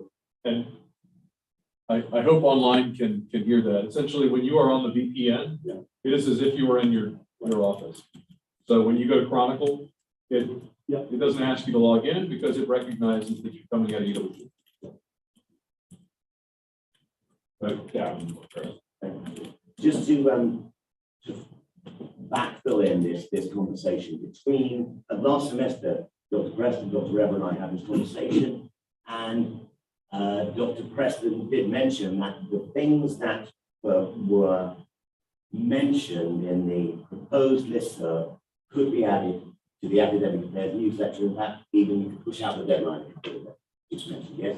Yes. So we could add those. Sorry, I didn't interrupt. No, you're right. I mean, the Wednesday deadline, we're always getting things Thursday, Friday, even in the weekend. So we're including as much as possible, especially for timely notification. Listservs can serve two purposes, right? One is conversational with a lot of posts, and another is informational. And for whatever is informational, and some of this could be handled locally within academic programs or departments, if that's the intent. For kind of a university-wide or all AA, the Monday newsletter serves that purpose.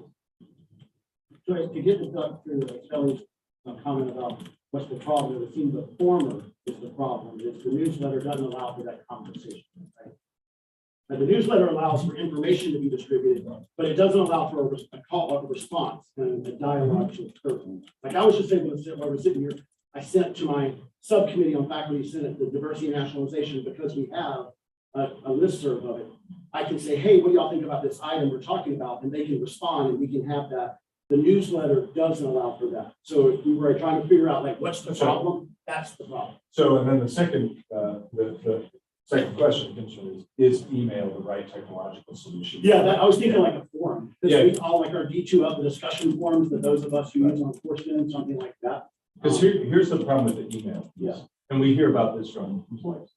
Well, I don't want to be part of that conversation. Right. Okay, well, that's fair. And it creates legal liability for us as an employer. But if we can come up with a communication solution where you can have defined universes, as many as you want, for whatever discussion, we can, I'm sure we have systems, existing systems that can support the right solution internally.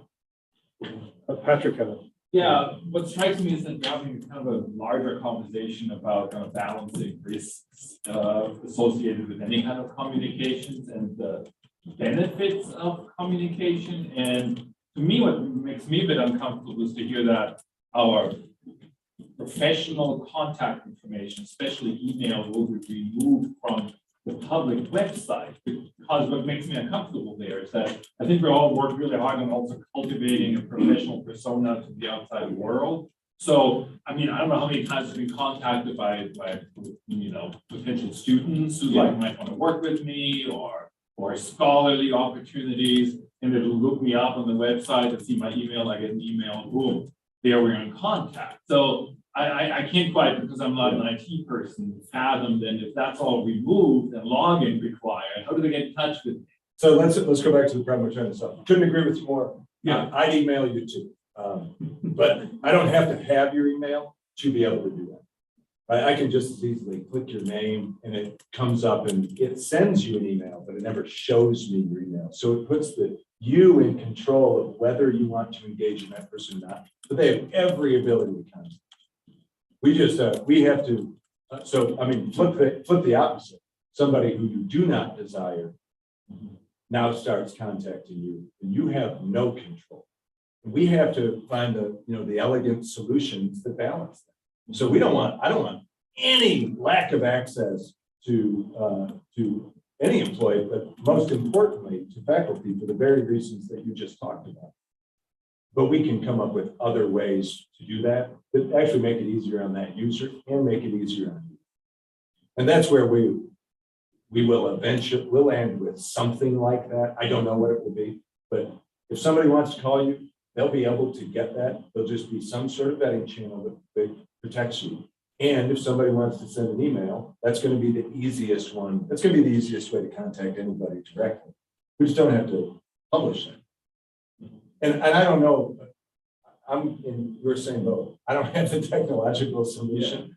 I just, we've experienced it, and all of you have, working with other organizations where they do it differently, and there's no lack of access to the people who get contact. Now, many corporations will use those same mechanisms so that you can't get in contact with people, right? We would leverage it so that you do have direct access with providing protections for both you and institutions. Other questions or comments? I think I made a mistake because it's great here. I think I called for the vote too early before we talked. Is that right or not? That's right. That's a great question. What is the question? The New York Times wants to contact you. Right. It's a great question. In the case. Yeah, there was a motion and a second, and then discussion. The vote hasn't been called. Yeah. Do you want to comment on that? Two routes. One, sometimes journalists are going to reach directly out to faculty members. There would be no lack of access. Again, if somebody wanted to reach out directly to you and they were going to, and the New York Times was going to email you, there would be no reason why they couldn't do that automatically. They just would be able to press your name instead of like your email. We got like a hyperlink. That's all we're doing. Thank you for the specific language. The second is many times, let's say, I think in the university when I'm looking for experts, 6 times out of 10, not 10 times out of 10, they will contact the university. They'll contact the provost office or our media.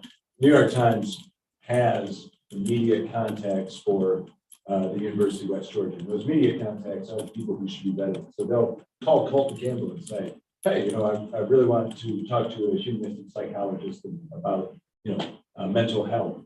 And Colton will go, great, we have many. We're going to talk to Dr. Rever, that contact will be made within minutes. So there's still two routes that's never going to change.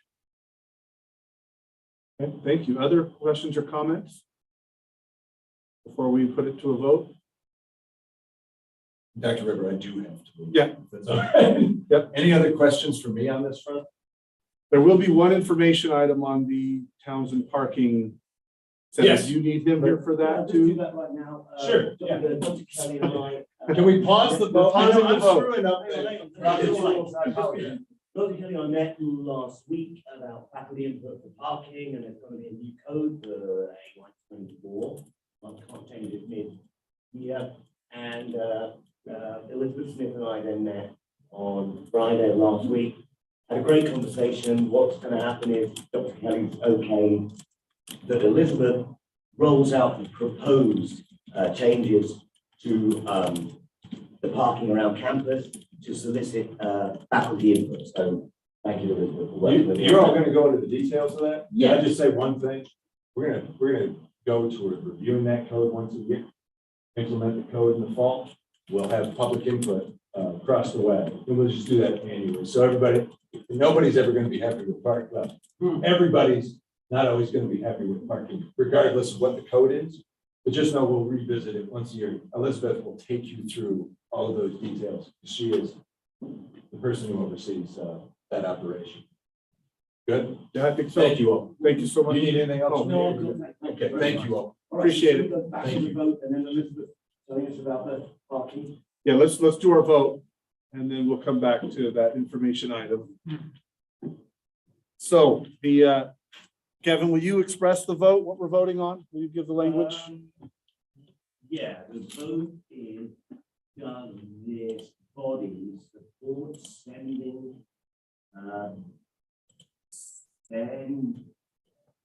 sending back the recommendation of FITC in April to create a faculty listserv. I think that might be language, but I'm not sure. So this would be a vote, a vote to. Jill said it, I'm happy. Jill said it. We're in good shape, Jill. Dan, are you gonna offer a correction?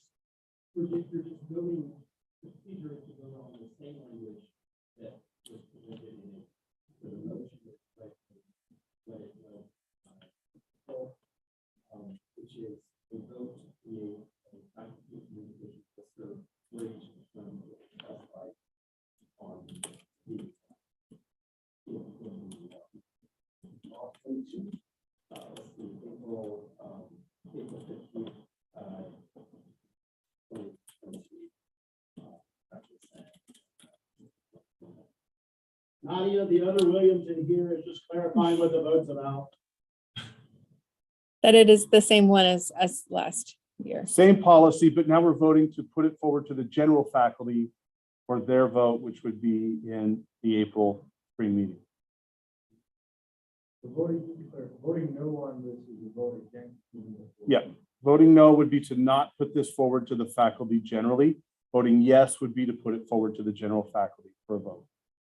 So just in case it was difficult to hear, we're voting to put this proposal to the general faculty. So you are voting to move it forward to the general faculty or not.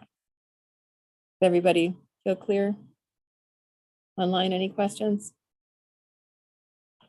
The actual proposal. If you're online, you should be a voter. No, I haven't launched it yet. Let's see. So the vote is to create a faculty listserv according to terms launched in April 2022. And the vote is to move that item to general faculty. To override the veto, yeah. Not to do that, but to start that process.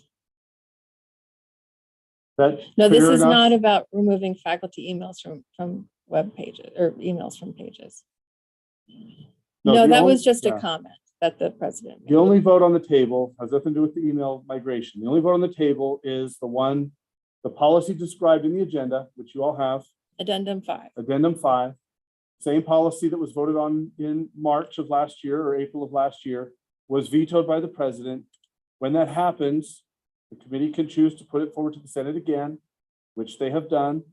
And then the Senate votes. And if by a 2/3 majority we vote yes, it goes to the general faculty. If it does not meet that 2/3 majority, then it will not go forward to the general faculty. Are we clear and ready to vote? Okay, I'll go ahead and call for the vote. All those in favor of this moving to the general faculty, please say aye. If you're present, raise your hand. And then those who are not present, if you'll please use oh, you're already doing it. Okay, great. And then in the room, ayes, all ayes, those who say yes. Okay, let's just keep your hands up. Yeah, So thank we you. can count those. Okay. Okay, you got that number? 6. Any opposed? Those opposed?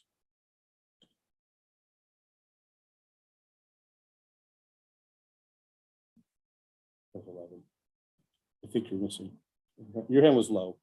Behind Gavin. No, I'm sorry. Oh, okay. Oh, Okay, yeah, did you yes, get that? I thank think you. I have Yep, yep, 11. there you go. Any abstentions? Any abstention?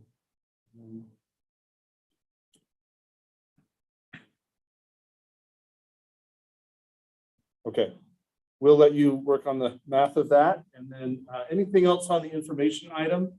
Bearing in mind, we do have other business, so. Very quickly then, Yeah. Elizabeth is going to explain how we're going to roll out. Okay, great. Thank you. Alright, so for those of you who don't know me, I'm Elizabeth Smith, Assistant Vice President for Auxiliary Services. And parking and transportation is one of the exciting things that I get to manage on campus. In the past, we have not had an open, transparent way to gather feedback in order to make adjustments to those things. So we would have complaints come forward or concerns come forward, and those may be escalated or dispelled, depending. We are over the fall semester into spring. I have gathered feedback from a number of forums, including staff and faculty and student engagement. And we built a proposed, and this includes the feedback that we got on the Townsend lot. And we have built a proposed new parking map that would have different designations. Every change that we make has a domino effect on other areas. And so we have to take all that feedback into consideration when we're building that out.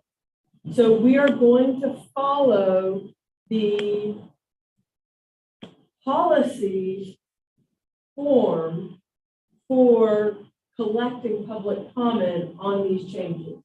So it will be posted publicly in the next week or so. It will stay up for a set period of time for everybody to make public comment on.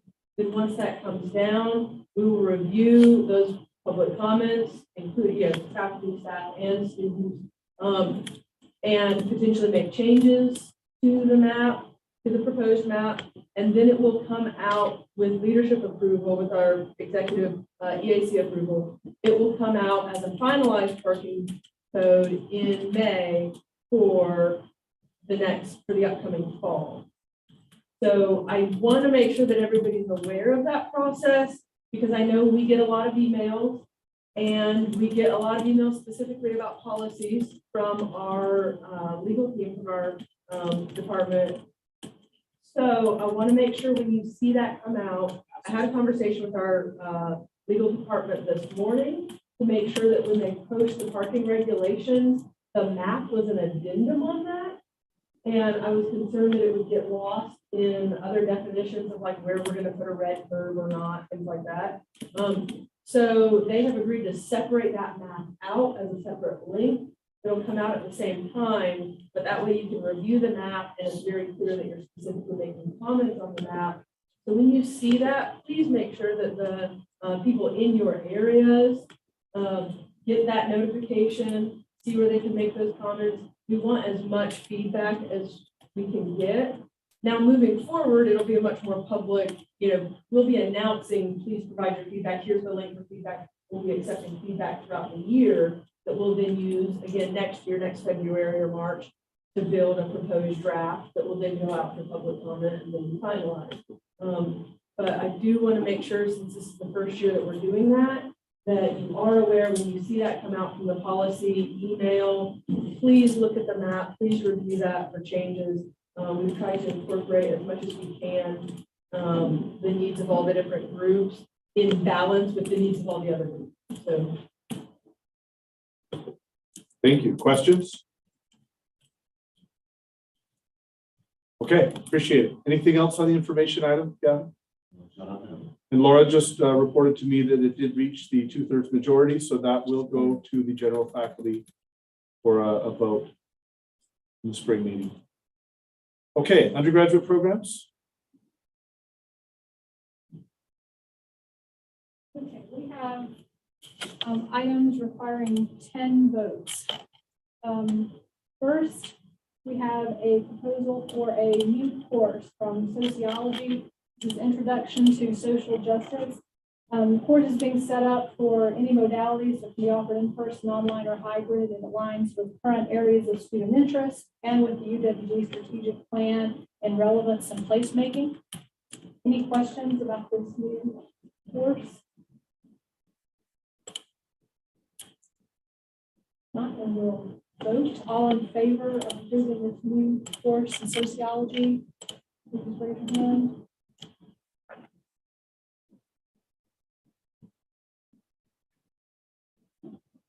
Okay, any opposed?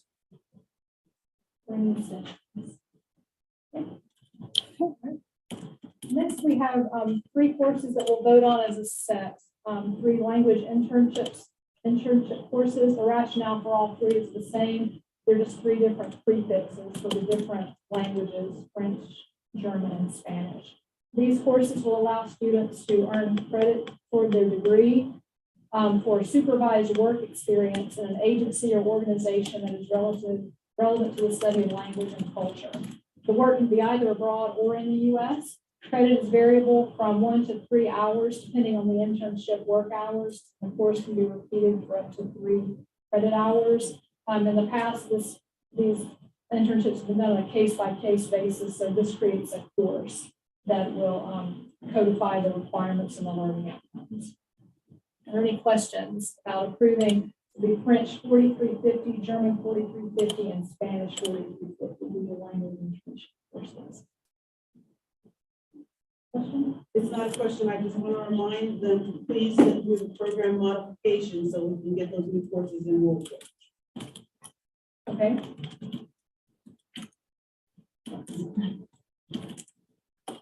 So, and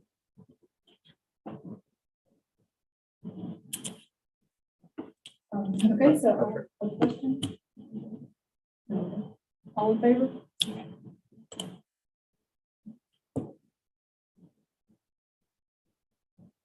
Can you those or in the same? Dr. That's program modification.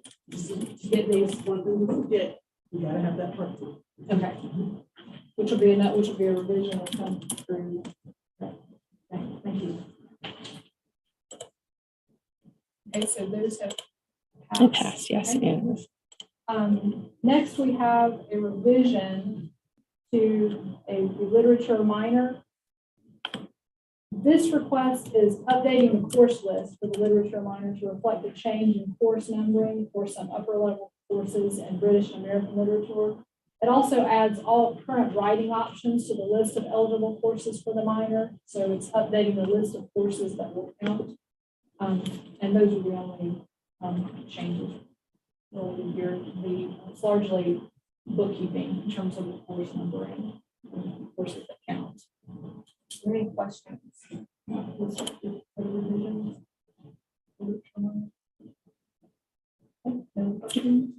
Question? Are you No, ready to that's vote? not good at all. Okay, all in favor?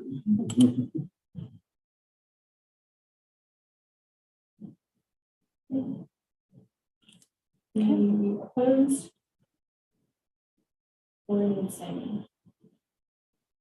Okay, it's unanimous. Thanks. That one passes. Thank you. Next, we have a revision to the standalone interdisciplinary certificate in musical theater. This certificate covers 3 facets of musical theater: acting, singing, and dancing. This revision will give students more options for courses. Choices are being added so that music majors do not have to take courses for non-music majors. And an additional theater course will make an acting course available in either fall or spring. These changes are going to help reduce the number of substitution requests that have been processed for this certificate. Are there any questions on these revisions? Okay. All in favor? Any opposed? Or any abstaining? Okay, that's unanimous. Okay, that one passes. Okay. Next, we have 2 proposals from the Department of Natural Sciences. First is a new course being added, the Chemistry 2086 Chemistry Leadership Practicum. This is a 1 credit-hour course that will be required for and restricted to new chemistry workshop leaders and laboratory teaching assistants. Students will be registered for the class when they're hired as assistants. This course addition is part of the process of revising the secondary education track under the Bachelor of Science in Chemistry, which is taking place because the UTeach program has been terminated. Any questions about adding this new leadership practicum course?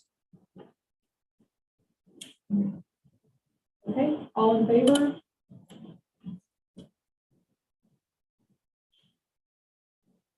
Any opposed? Or any abstaining? Right? Passes. Thank you. Next, we have a revision to the physics major with a pathway to the Master of Arts in Teaching. This proposal is a modification of what was previously Plan B, Physics Secondary Education, to emphasize physics education in the Bachelor of Science that continues on with a Master of Arts in Teaching. This proposal is coming forward because the UTeach program has been terminated. This proposal is now will then be the BS2 Master of Arts in Teaching for Physics. Any questions? Okay, all in favor? Any opposed? Or any abstaining? Okay, that's unanimous. Thanks. Okay, that one passes. We're over halfway done. Next, we have several proposals from the School of Communications, Film, and Media. First is the addition of a new certificate, Communication in the Workplace Certificate. This will be a 12-hour certificate focusing on workplace communication skills such as presentation, working in teams, managing conflict, intercultural communication. This certificate differs from the Communication Studies minor in that the certificate is offering a prescriptive list of courses focusing on skills that most employers seek regardless of career or discipline. Any questions about adding this new certificate? Okay, and we're ready to vote. All in favor? Any opposed? Or any abstaining? Passes. All right, that one passes. Next, we have a revision to the Communication Studies minor. And this proposal is creating an accelerated bachelor's to master's pathway between the Communication Studies minor and the MS in Digital and Social Media Communication. This will allow students to count 3 hours from the minor toward the graduate degree. Any questions about this accelerated bachelor's to master's? Okay. And we'll vote all in favor. Any opposed? Or any abstaining? That one passes. Next, we have a very similar proposal. This is related to the mass communications minor, also creating an accelerated bachelor's to master's pathway to the Master of Science in Digital and Social Media Communication. This proposal will allow students to count 6 hours from the minor toward the graduate degree. Since they're different in the number of hours, separate codes. Basically, an accelerated bachelor's. Any questions about this proposal? Right, then all in favor? Any opposed? Or any abstaining? Okay. All right, and that one passes. Okay. And our last vote is for another new course. This from the Center for Interdisciplinary Studies, XIDS 2300, the politics of space and place in the nation's capital. This course will support a week-long study away program to Washington, D.C. The primary contributing disciplines are geography and political science, which both study cities and urban governance. The course will count in Area E4. Any questions about adding this new course? Then we'll go ahead and vote. All in favor? Any opposed? Or any abstaining? Okay, that one passes. Thank you. And lastly, we just have 2 information items. The Global Studies BA program is being deleted. Program deletions are information items for the Senate. This program is being discontinued due to low enrollment and graduation numbers. The current 3-year average graduation rate is 0.33 students. So this program is being deleted. And then lastly, the UPC completed comprehensive program reviews for 3 bachelor's programs in College of Education. Those are the BSED in elementary education, and special education, and speech language. Thank you so much. Great work. Patrick? We're almost there, folks. Hang in. Appreciate you. Good afternoon. GPC has no course, program, or policy proposals today, no action items. We do have an information item. GPC has been busy over the last month, completing our role in the comprehensive program review process. At our last meeting, GPC discussed and voted to approve reviews that teams of committee members conducted for 10 graduate programs, all in the College of Education. The specific programs are listed in the agenda. There was 1 EDD program, 3 EDS programs, 5 Master of Education programs, and 1 MA in Teaching program. Any questions? All right, thank you very much. Thank you, Patrick. Brandy, are you with us? I'm here. Great. Hey guys, okay, I'll try to make this fast. APC has 1 action item and 1 information item.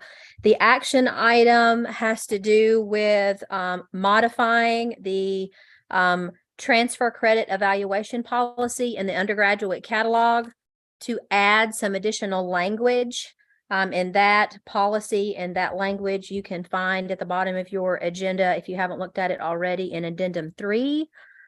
Dr. Scott Sykes is here as well if anyone has any questions about this credit policy, but it is essentially a policy that will allow students to purchase credit for lower level core math courses if when they enter UWG, they bring a higher math course credit. And so the request was made to add this to that current policy in the undergraduate catalog. Does anybody have any questions about that policy?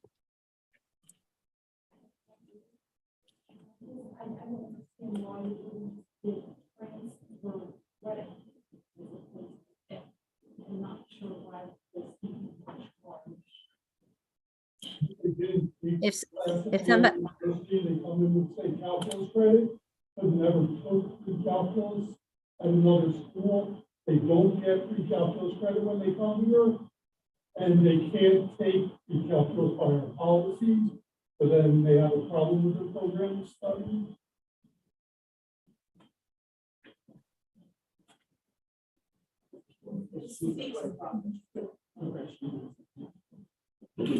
I can only hear some of that, so I'm assuming you guys are, he's answering your questions. Did that answer the question? No. Okay, let's try it again. Did you? I'm sorry?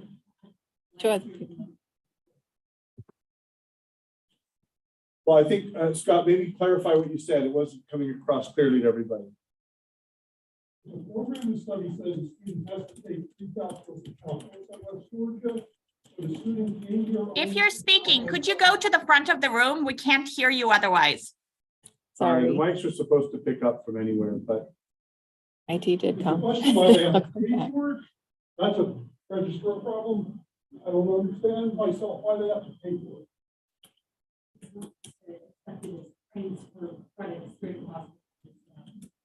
Right, they can't get transfer credit because they haven't taken a class that's transferring here.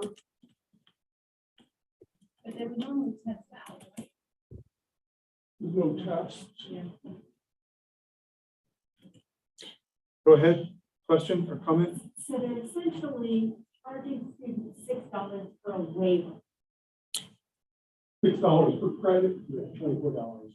Well, So they're charging $24 to waive a class. yes. Well, if I understand you correctly, Scott, you're not saying, so in history, we have a policy where students can take an exam and then become exempt. You're not, this is not an exemption, but that's what we were talking about. Students are actually getting college credit that goes toward their degree. That is, if the degree requires 120 hours, they end up with 3 of those hours for the cost of $18. So that's what they're being charged for, is the university is giving them credit hours that count for a degree, not just a little bit, but actual credit. Then some kind of transcription that is another program. I'm just, I don't know where this would be, but just to have a column where courts saying course credit can be purchased or, I think it's a horrific look. No matter how negligible, by the way, that might not be negligible for many of our students, the cost is there any way we can like not have that? Because it's just, it's terrible. Look, I've never seen anything like it. So the question is the way that the policy is appearing, where there's the column that says course credit can be purchased for, may be off-putting. I mean, technically, that's what it is. It's a convenience of that student is getting, as Dan said, they get credit, it shows up, it's progression. And so, yeah, we just find the euphemism that all those people who charge us convenience charges. I think the language is in line with the other credit that can be purchased. So you can Yes. purchase the credit. You can, You can purchase it for free. you can purchase credit after when you get a certain score or whatever. I have to open up the catalog, but you can purchase credit with demonstrated knowledge. Yeah, you demonstrate the knowledge and you can purchase the credit. I didn't look it up in the catalog, but I think that language is in line. For like prior learning assessments. Yes, exactly, like prior learning assessments, and then you purchase the credit out. It's not an exam you take, the PLA stuff is just, you have a conversation, like, well, I've been in, I've been working in South Florida for 25 years. Well, PLA looks different in this program. So why don't we? Is that your Southwire impression? Yeah, that was my. All Southwire employees? Southwire upper management. Oh, I got you. I just want us to think it's possible, but that is consistent language. And just factor that into the decision. Yeah, and to be fair to, if I understood Scott, correct me wrong, but the fair to math department, the problem is these students that are coming in, if they came with calculus, we can't allow them to take pre-calc. So they're stuck in a position where there's a requirement on the books that says you need both. They've only got the second version, not the first. So they're stuck between a rock and a hard place. We got to try to how to resolve that. And they've demonstrated the content knowledge because they've gotten the passing grade in the subsequent course. Just the dollar amount, I just see a bad need in my head with this. And I'm a business professor, I'm like, hey, no, that says something. But I understand the situation, it's hard to, the sequence.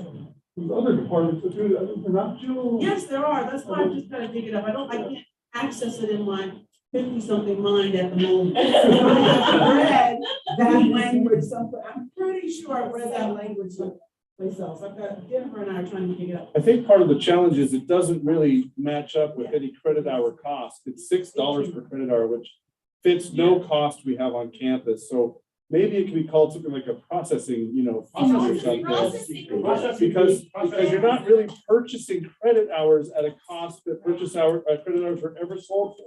Yeah. As if they're sold anyway. But it's just, I'm trying to understand why $6 is a credit purchase. Seems like it's more like a processing fee for the registrar's office. That's what it is? Yeah, it's for the registrar's office, to put it on the transcript. Yeah. Yeah. Then I would say more like a It's not processing about fee. processing, it's about the course credit. Yeah. Yeah. So I looked up, I'm also trying to find stuff. Thank Yeah. you.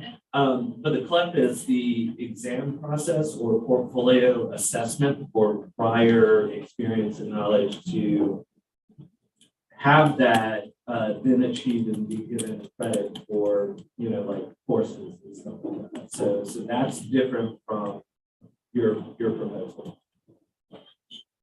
So it's a prior learning assessment.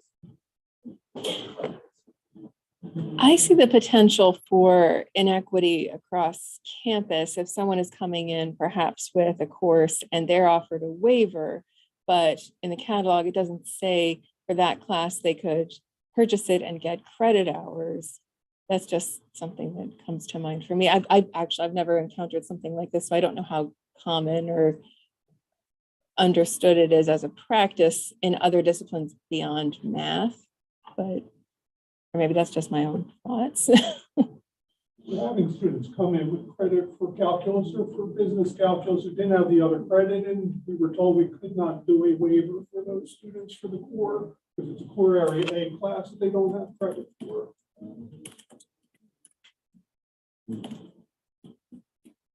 Other comments, please?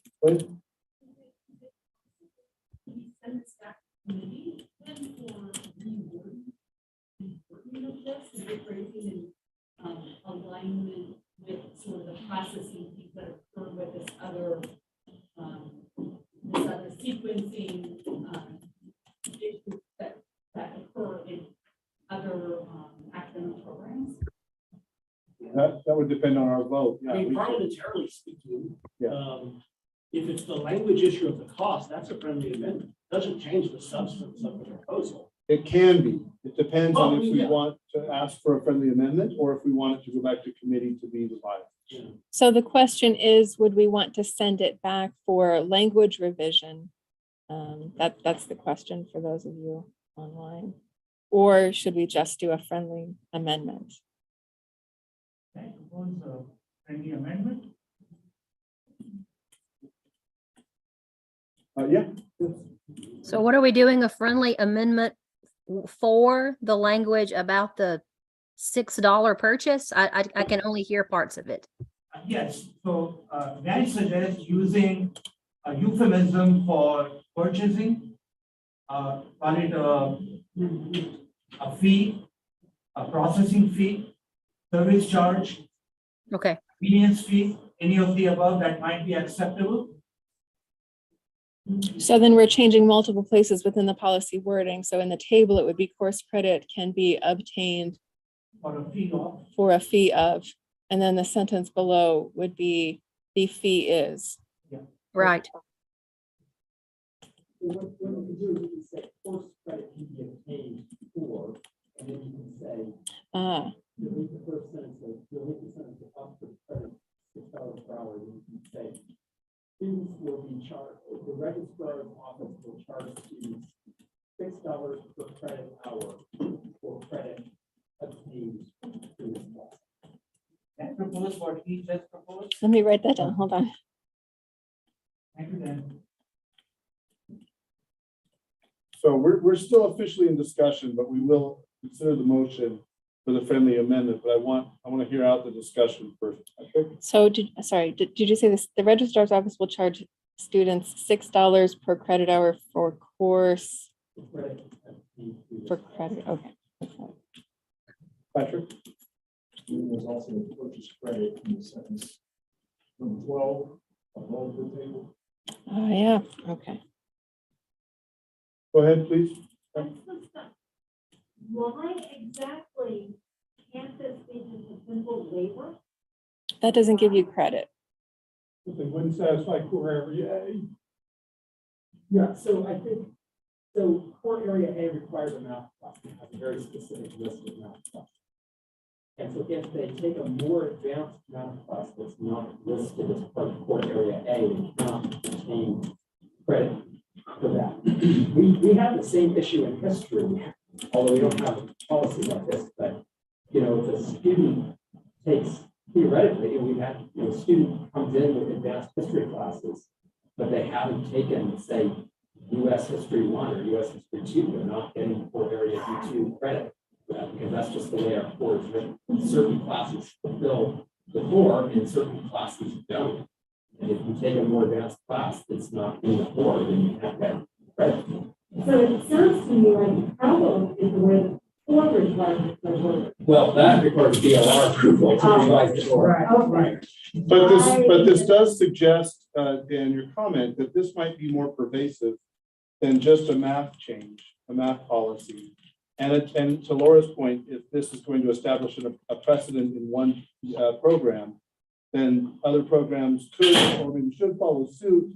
So I wonder, that's the argument for going back to committee, is to have them consider this a writ large policy for all programs as opposed to just unique to math. But I'm just saying that's one argument for that. Jeff?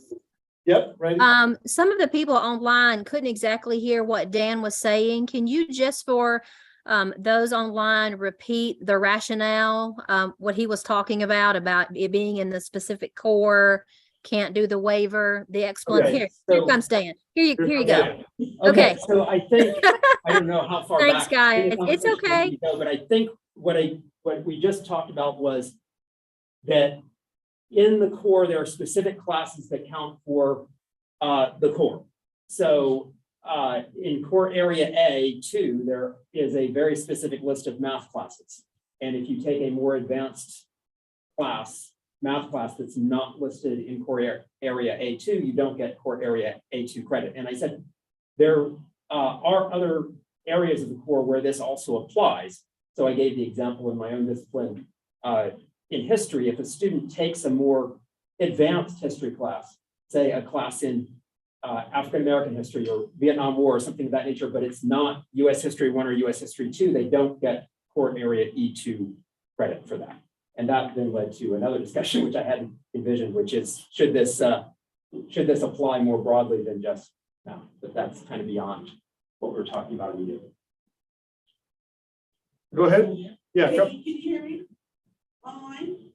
I did find the other language just to help you make an informed decision.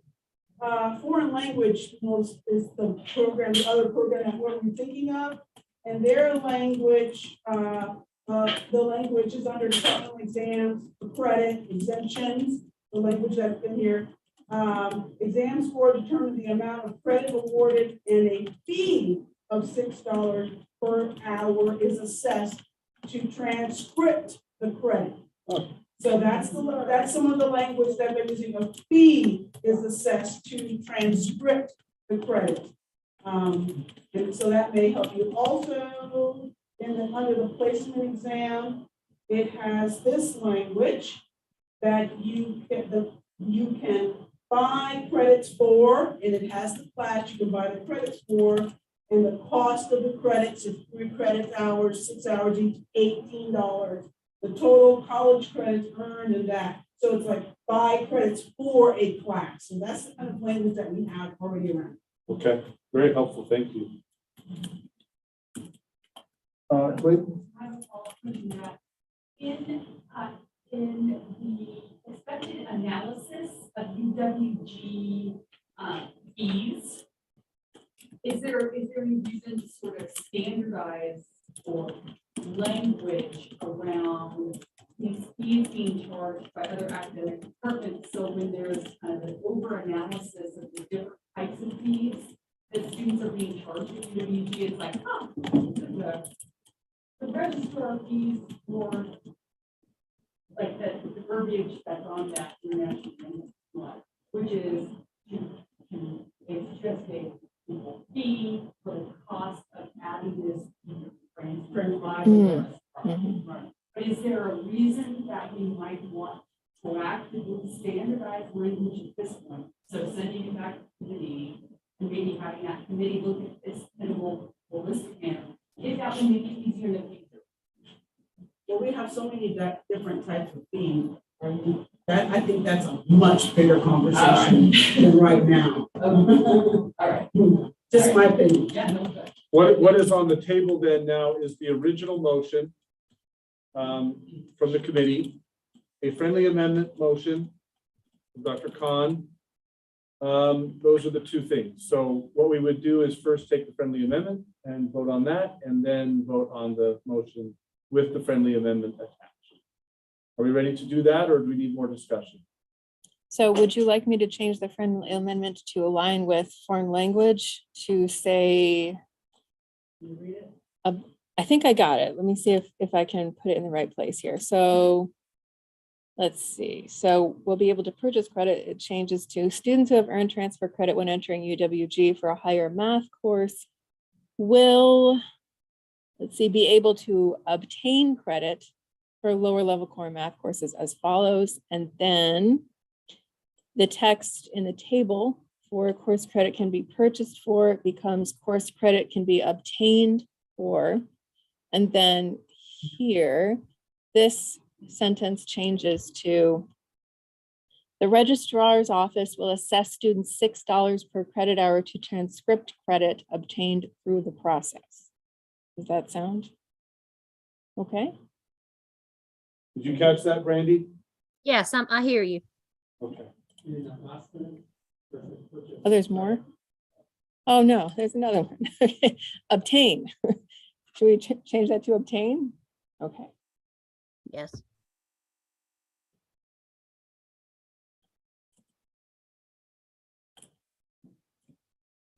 Okay. So, okay. We vote first on friendly amendment. Vote on the friendly amendment. Does everyone understand the friendly amendment? As just read beautifully by. Thank you, Laura. So yes. And thank you, Dr. Khan. Do we need to just vote on the friendly amendment, or do we need to have someone make a motion and second prior to voting? We have a motion only at this point. Was there a second? Okay, we have a second. Okay. So now we can vote on the friendly amendment. Okay, Laura, can you help with that, please? I'm launching the Okay, emergency. it's being launched Thank you so online. much. All those in the room in favor, please raise your hand. Okay. Any objections? Any opposed? abstentions? Any abstentions? All right. Okay. Okay, so that passes. Great. So now we need to vote on the policy with the friendly amendment included, correct? Yes, yes. Okay. Thank you. Okay. Is that ready? Yes. Okay, we'll launch the online poll. Those in the room in favor, if you please indicate by the right hand, uplifted hand.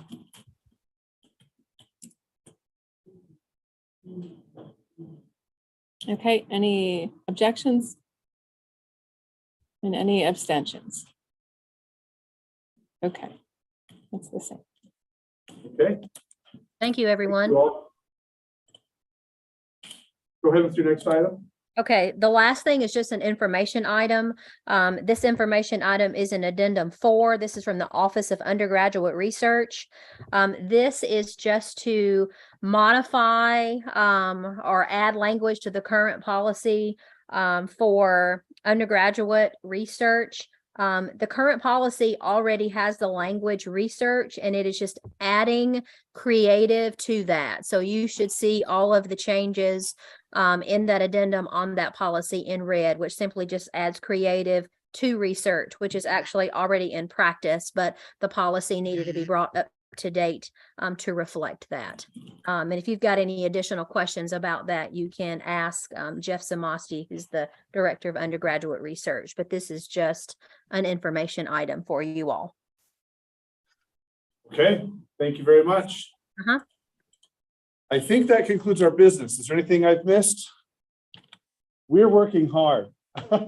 And congratulations to all of you for your hard work, your efforts, and I really appreciate it. I promise the technical difficulties had nothing to do with my request that you try to come and be here in person. But we are trying to make this work in a hybrid form, and I appreciate everybody's patience with us. Thank you all. We'll go ahead and adjourn, and I appreciate you staying a little later today as well. And have a great spring break. Jeff, can I ask a question real quick? Sure. We were given a draft of a workload policy, 80% teaching, 10% research, and I'm wondering when that's going to come before the Senate. I have an update on that. Thank you. Dr. Akins presented that to the Faculty Senate Executive Committee in our meeting last Friday.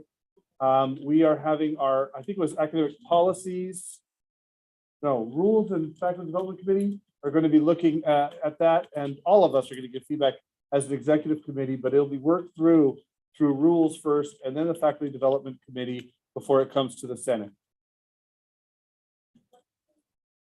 Dr. Akins is working on a workload clarification to the policy on workload that essentially describes the workload in terms of percentages, and that a 4-4 load, as we usually talk about it, would be an 80% teaching, 10% scholarly creative projects, and 10% service.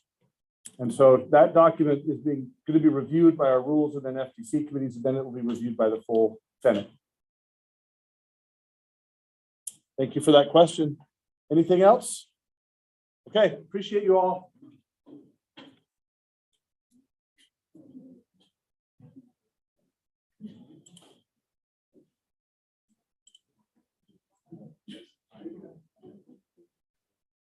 Okay.